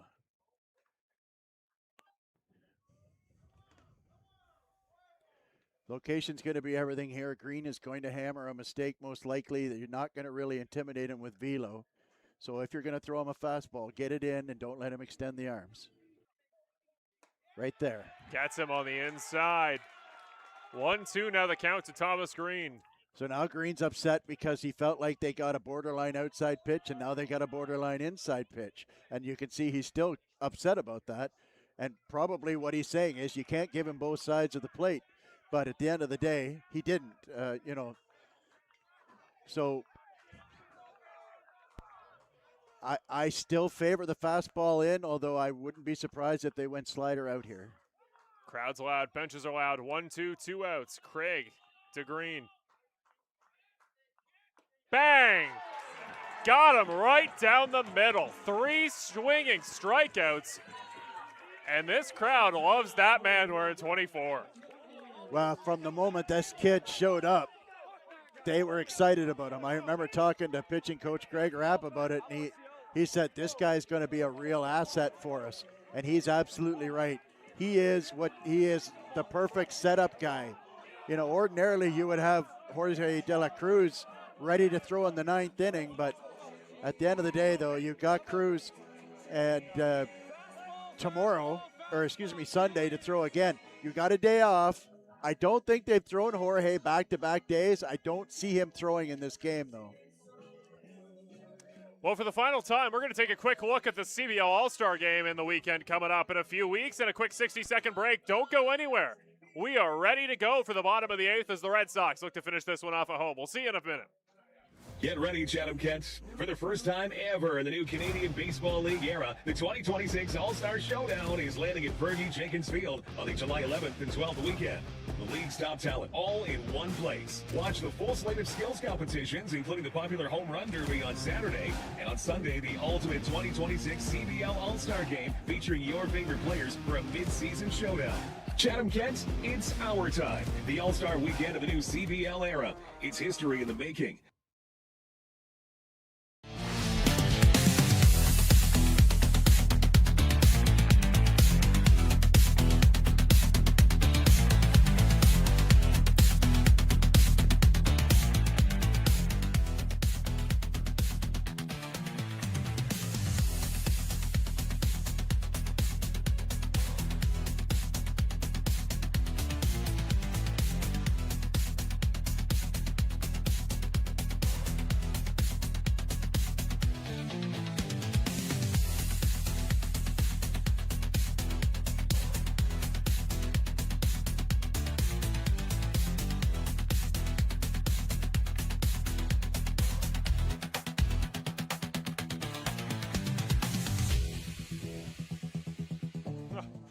Hey, we got immediate support. As here we go. The Brantford Red Sox are back on offense, bottom of the 8th. First pitch high and wide. Dylan Kent's back on the mound. He comes in to face another one of many hitters who have been in good form tonight. It's Nick Iannantone kicking off the bottom of the 8th as the Red Sox lead at home over Chatham-Kent 14-13. That one drops in, strike one. Yeah, you make a good point. There's not many guys who haven't had a good night at the plate tonight, to be honest. They've 27 runs. Not like less hits than runs, which is always a surprise, but still. That one struck, is in play, out to left center, shallow though. Underneath it is Keon Johnson to record the first out. I think a huge factor here for Brantford, you try to give Holden Craig a bit of a break, right? You kind of play the time. You know you got the lead. You know it's going to be a big top of the 9th inning for Craig. If you can just give him a bit of time, a bit of a break, you just try to draw these at-bats out a little bit. You obviously want to be productive. You'd love to just open the lead up. But if you can, try to give him a little bit of time before his big, crucial 9th inning. Yeah, I hear you. At the end of the day, some of these hitters look pretty comfortable hitting against Kents, and so most likely when the first good one they see, they're going to jump on. 1-0. That one completely out of the zone, and it rolls away 2-0. Besides, I think they know that you have to be on the radio at 5 o'clock tomorrow morning. So I do indeed. I do indeed. The troubles of morning news radio. Yeah, I got a quick turnaround, just like the team does for more ball games. Duo. That one's nice in. pitch there. Real nice pitch on the outside. Kintz is in a big spot here. We talk about the pressure on Craig. Plenty of pressure here on Kintz to give his offense a realistic chance in the 9th inning. And it's a very realistic chance right now. Chatham can put up 2 runs easy. Well, especially with 2, 3, 4 coming up. Morrison and Garrett starting it off, and then Oda. That one wide. It's going to roll away again. Thank goodness there's no base runners on because a couple have gone wide off the glove of Ansari.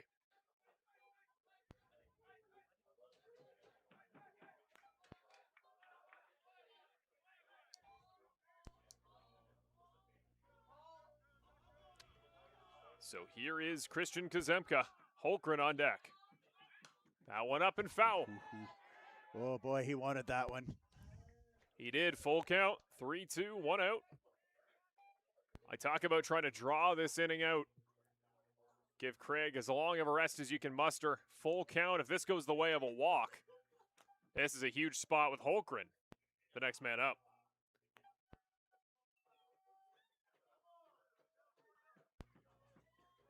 Here we go. Up too high. There's the walk on 7 pitches to Christian Kazemka. His first of the day, and a guy who's quietly just having a great game of his own. 2 for 4, double, a single, and a walk for Christian Kazemka today.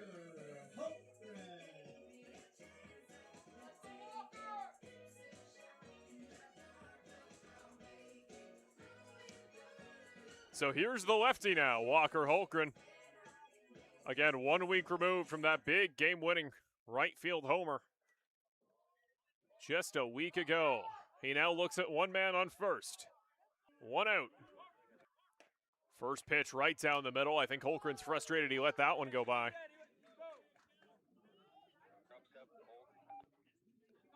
There you see him, Brantford's newest addition on offense.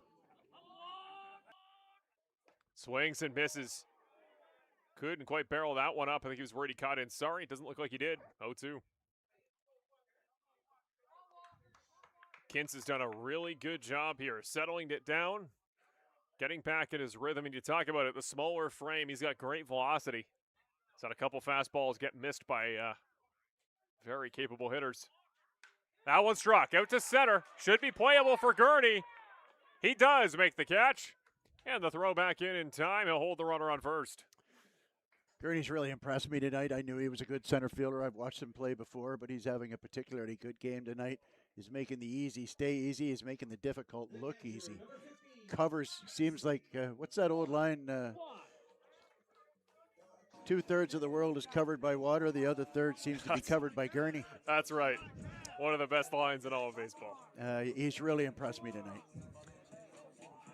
So Cassidy Watt, he is now up, looking at 2 outs, trying to keep this inning alive. Look for Cassidy Watt, looking for a pitch up and in and go out of his shoes on it. Bang! You said it. Out to left. Deep to left on the warning track. Underneath it is the left fielder. You timed that one up perfect. Nearly one of the best predictive calls we've ever seen. But luckily for Chatham, Think Johnston I got a makes reel the for grab. that one? You didn't knock on the table, so you might get a fruit basket from the Chatham-Kent faithful. We're going to take a quick break before we get into the all-important 9th inning. We're going to get a quick look at the CBL All-Star Game, then a 60-second break. And when we come back, my favorite segment, Brian's Popeyes Player of the Game. We'll be right back for it in just a moment.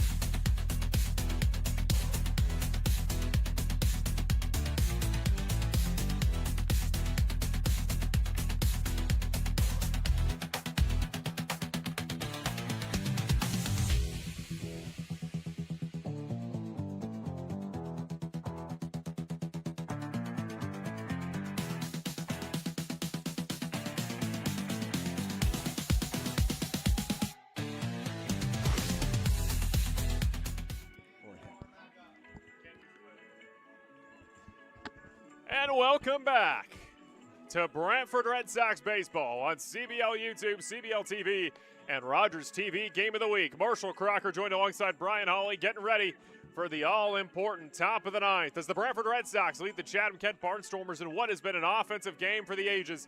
14-13, that's the hits, that's the runs.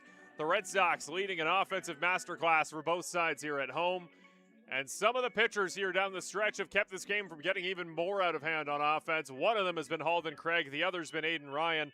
He had a great day today for Chatham in the middle innings, but now it is Halden Craig who has the game on his right arm. He's got the game in his glove, and he is ready to try to take this one home for the second straight Friday night win at Arnold Anderson. Last week against Welland. This week could be against Chatham, and they beat Barrie last night. What a week it's been for the Red Sox. They'd love to cap it off in just a few moments. We're going to do Brian's Popeyes Player of the Game first. Let's get into our first out. We want to make sure we have time to give the proper due here to Halden Craig as he faces Evan Morrison.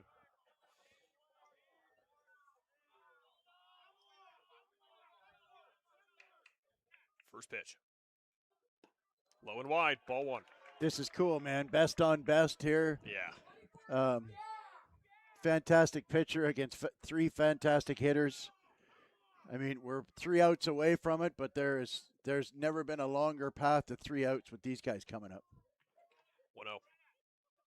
That one fouled back.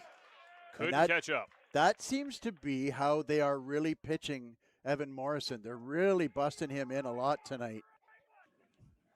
He hasn't done a whole lot. He's got a couple of walks, but he's over 2 with a couple of walks. He's had good at bats, but they really seem to be taken away from his ability to hit. Shows bunt, misses bunt. 1-2. I heard a fan to my left a few moments ago say, quote, 24 throws gas, and I can't help but agree. Yep. He's a bad man up there, man. 1-2. Craig facing Morrison.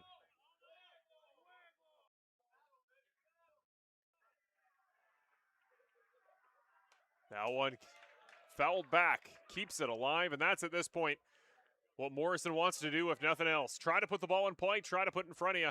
If you can, just keep it alive. Try to take pitches off Craig. It's cooled off a little bit here, which certainly helps. If he makes a mistake and they hit a long fly ball, it won't be carrying like it did. In fact, look how shallow Hultgren is in center field. I don't think I've seen him that shallow all night. Guys at the corners are still very deep. A little bit too high. He's got room to work with, but 2-2 now the count. Just a little quick there. Stay on top, throw downhill, as they say. Again, Morrison has Barrett behind him, then Yoshinoda, the final man we'll see. Guaranteed.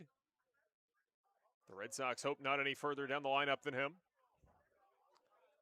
2-2. That one in play. Right at the third baseman, Holick to Ortega. Inside. Nice play by Holick. Even better range by Ortega to reach out and glove that one. Good mechanics there. Holick, at least up until the end. Holick got it moved nicely to his left. Picked up the long hop as you should. Just got a little bit tangled up in his feet. Didn't quite get the seed away that he had hoped for. Still got a good strong throw off. Pulled it a little bit, and Ortega just hung on long enough to record the out. And out of the frying pan and into the fire, Marshall. Here comes Grayson Barrett. Here is Grayson Barrett. Watches that one go by. Too low for ball one. Just a bit low there. Fans not happy, but two Well, you know what? choices. There's an old saying that says if both teams don't like the job you did, you probably did a good job. I think the home plate umpire's done a pretty good job tonight overall. 2 for 5, 3 RBIs today for Barrett. That one now high the other way, 2-0. Normally I'd say I don't mind pitching around him too much, but you really don't have room to play with Oda and Gurney, the 2 men up behind him. I was okay with Hultgren playing that shallow against Morrison, who isn't really a home run hitter, but Barrett's got big power. I hope he doesn't get burned by being a little too close. Ooh. No call. The fans are not happy at Scott Costello, the home plate umpire. That's another close one that he's going to give to the batter. 3-0. Well, like I said, it doesn't matter which way he went on that pitch. Somebody was going to give it to him. So, what do you do here? Do you just try to get the get-back strike, or is that risking Barrett's power too much? Well, and that's the thing, is that you can't just throw it right down the middle. I mean, but you do have to throw a strike. You can't give him the free pass. There's ball 4. 4-pitch walk to Barrett. Sort of a delayed intentional walk, but at the end, it kind of goes like this: that you, even if you make the mistake and he hits a home run, it's still just a tie game. Now you make a mistake and you fall behind. So this is a very tough part of the order still. All lefties, all have power. Power versus power. This is what professional baseball is all about, right? 2 for 4 with a walk and 2 RBIs is Oda today. That one in for strike 1. Sorry. Take it off. We'll fix it in the postgame. 0-1. That one too high. And so this is the only thing now, is that he's in his 3rd inning, and they've all been high leverage innings. They've made him work very hard every inning. And sometimes you get a little gassed. He spent a lot of energy getting out of that 8th inning. And if you get tired, the ball starts to get up a little bit. Oh, off the bat, off the mask of Cassidy Watt, and out of play. 1-2. Glad Cass is okay. I almost think that hit the umpire. thought it hit Cass, but it definitely went off a mask. Yeah, you might be right. I think it might have hit Costello.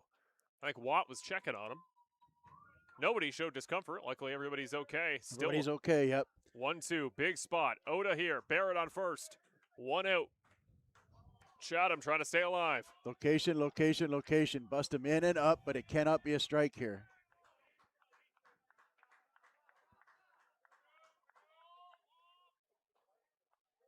Oh, it goes wild. Barrett will advance to second. That's huge for the Barnstormers. Well, I did not see that coming. Went right through the 5-hole on Cassidy. Couldn't tell what he tried there. Well, I'm pretty sure it was just a fastball that he spiked. And Cassidy had no chance to, get the 5-hole shut. Tried to get the glove down, but I mean, when you throw mid-90s, you kind of get the ball past your catcher. It gets past everybody in a hurry. So, needs a big pitch here. Up too high. Full count to Yushin Oda with Barrett on second, representing the tying run. Nobody up in the bullpen. I guess the only thing that concerns me about that is that if Chatham were to score a run, we went to extra innings, I'm not sure Alden Craig's got enough left in him for another inning.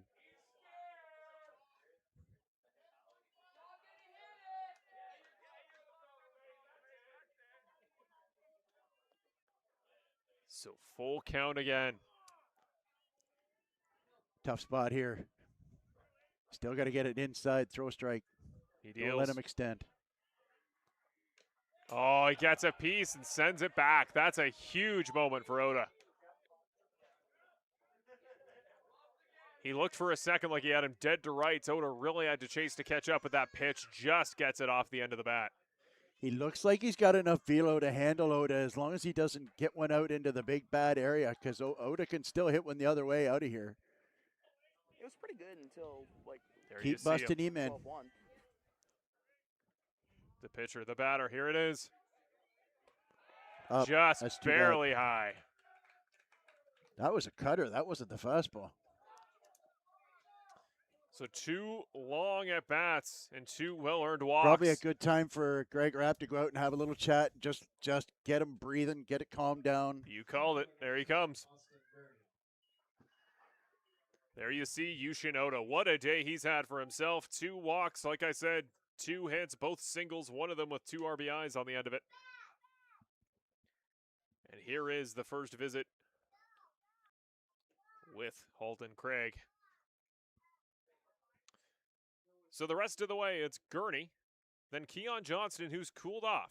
Had a single to open the day, got to second on a wild pitch, but then he has been out the last 4 at-bats. He's come up. He came in the 4th, 5th, 6th, and 7th. No success for him. And then Julian Monks, only 1 for 4 on the day, does have a walk himself. So if you can get by Gurney here, you get a bit of relief, at least what we've seen today from Johnston and Monks. But again, they're great hitters. They have it in them. Yeah, at the end of the day, you have to execute with good pitches. And like I say, Halton Craig's getting a little tired. And so, get at him early. Try and get a ground ball here. First pitch. Right down the far side of the plate. Nice pitch there on Gurney. 0-1.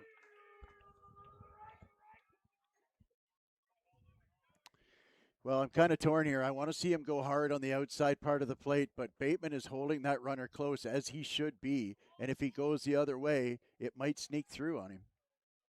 Bang, that one out. Foul, though. Oh, my goodness. He crushed that to right. That ball is way foul and probably 350 feet. My goodness. That's a home run in the ballpark across the street. That was a ridiculous shot off the bat of Gurney. What a swing.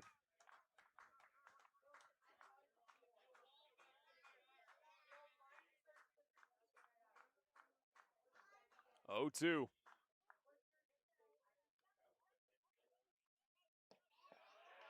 Oh, that's a Too good low. pitch there. Yep. See if you get him to extend. Fastball low and outside, or cutter up and in. With Oda back on first, potentially the double play is alive. Defense needs to be on the balls of their feet. They need to be ready, whatever comes their way. I like a fastball out at the knees and try and get him to roll over for a ground ball. That one is struck out to center. Should be playable. Holmgren underneath it. He almost slipped there on the grass. I got real worried. But he stays on his feet in the crowd with a round of applause. It's getting late. It's been dark for a while. It's a bit slippery out on the grass. There's a little bit of condensation on the grass. And yeah, because that was a major league pop-up. Gurney got the fat part of the bat straight up in the air. And Holmgren went to just change directions there briefly. And you could just see his right foot just kind of slip a little bit. Wouldn't that have been something? What I'd give to see a heart rate monitor on Walker Holmgren in that moment. My goodness. Well, I'll be honest, it strikes me that he doesn't look like a big heart rate guy. 1 out away are the Red Sox. Here's Keon Johnston. That one sent back foul. 0-1. Halden Craig has had some incredible finishes down the stretch, long innings. He won a ball game like this just a week ago. He might become an early season fan favorite if he finishes this one off again. Just keep hammering the strike zone. What's Johnston got? That one's up high. Ball 1. I don't mind that to challenge Johnston, who's swung quite a bit up high there today. I just overthrew it a little bit.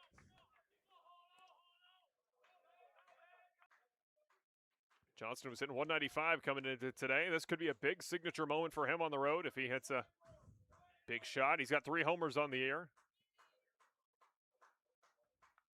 1-1. Swings and misses.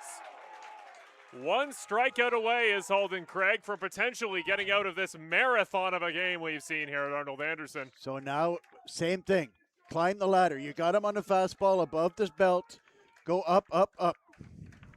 He got him low, he got him high. What's he got on 1-2? The right crowd underneath. is high ready. Fastball. He deals. Swings and misses! And the Red Sox finish off one of the great games you'll ever see at Arnold Anderson. Halden Craig and Cassidy Watt embrace.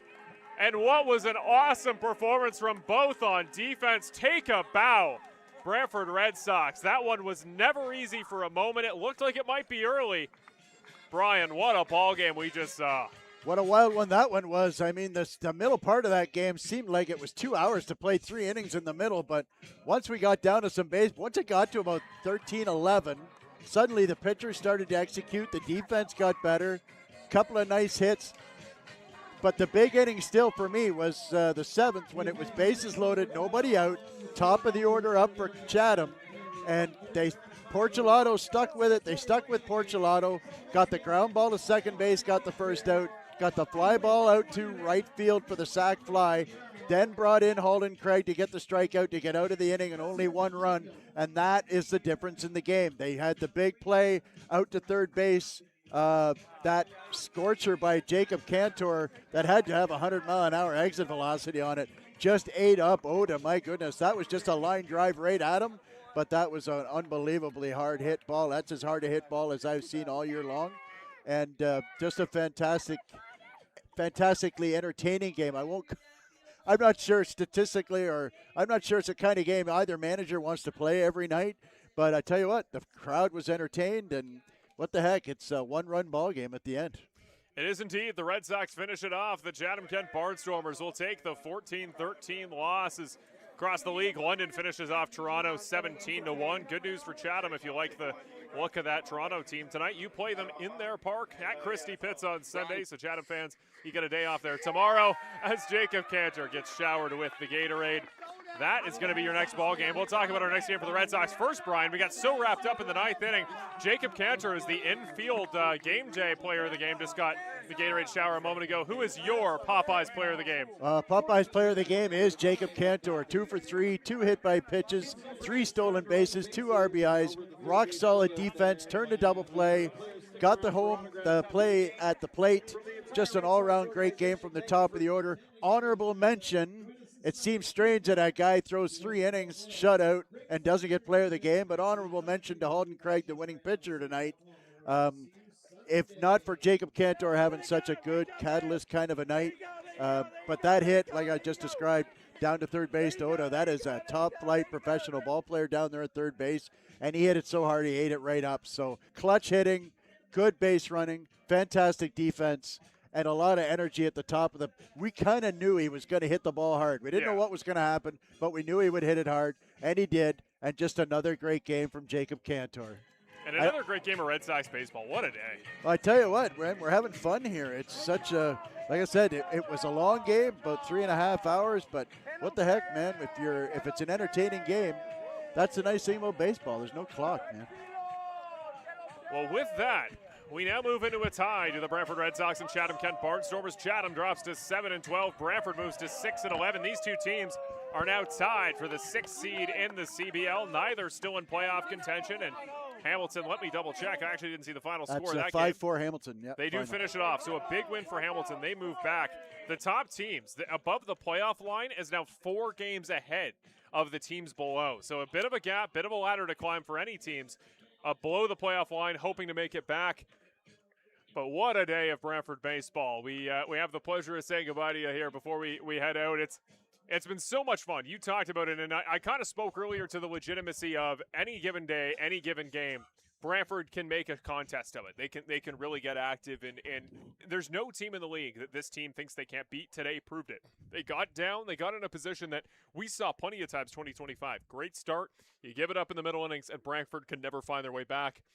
Today there was just an energy in this ballpark that I think they knew it was always possible to make that second comeback, to get back ahead. That's why this feels different. That's why the energy feels different.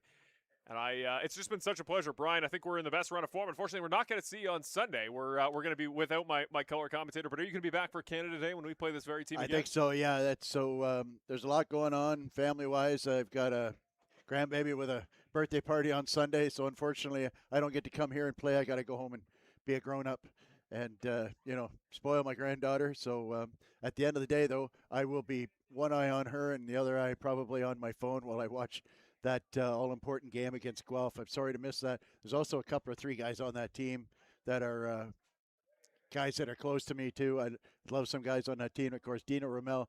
I think I told the story last year about the time I threw him out of a game back in the early aughts, about 25 years ago or something like that. If I get a chance, I'll tell that story again. But a huge game, too, because Guelph's kind of in that last playoff spot.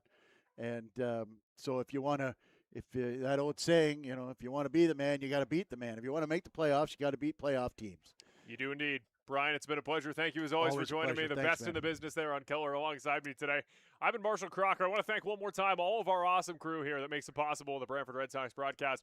We're a small team. Everybody has to carry a big role. Everybody has to carry their work, and everybody's done an exceptional job. We've had plenty to figure out throughout the course of the season, as the whole league has, adjusting to the new professional era of the CBL. I want to thank Ryan out there on first today. I want to thank Sebastian, our mobile operator on camera. I want to thank our awesome director, our awesome guy, Mr. Brandon, along next to me, and Serena doing an awesome job there on the graphics and scoring. It's just a great team we got here, and I can't wait. The optimism's infectious on the field, off the field. I can't wait to see you guys back. Remember, Red Sox fans, we don't have a home game. We don't have a road game into our next home game on Sunday. That'll be 2 o'clock against the Guelph Royals. You'll see me there tonight. I'm going into a radio stint early tomorrow. That game will be coming out of a radio stint. There's no bullpen days for me. Unfortunately, I'm all the way through. My old Pappy used to say, go home and sleep quick. I'll see what I can do. It's been an absolute pleasure. Whether you're watching us again, CBL YouTube, CBL TV, or if you're watching us later this week on Rogers TV Game of the Week, we thank you for joining us here today as the Brantford Red Sox finish off the Chatham-Kent Barnstormers 14-13 your final score. I'm Marshall Crocker alongside Brian Hawley. We say good night, enjoy baseball, and we'll see you right back here at Arnold Anderson on Sunday. Peace.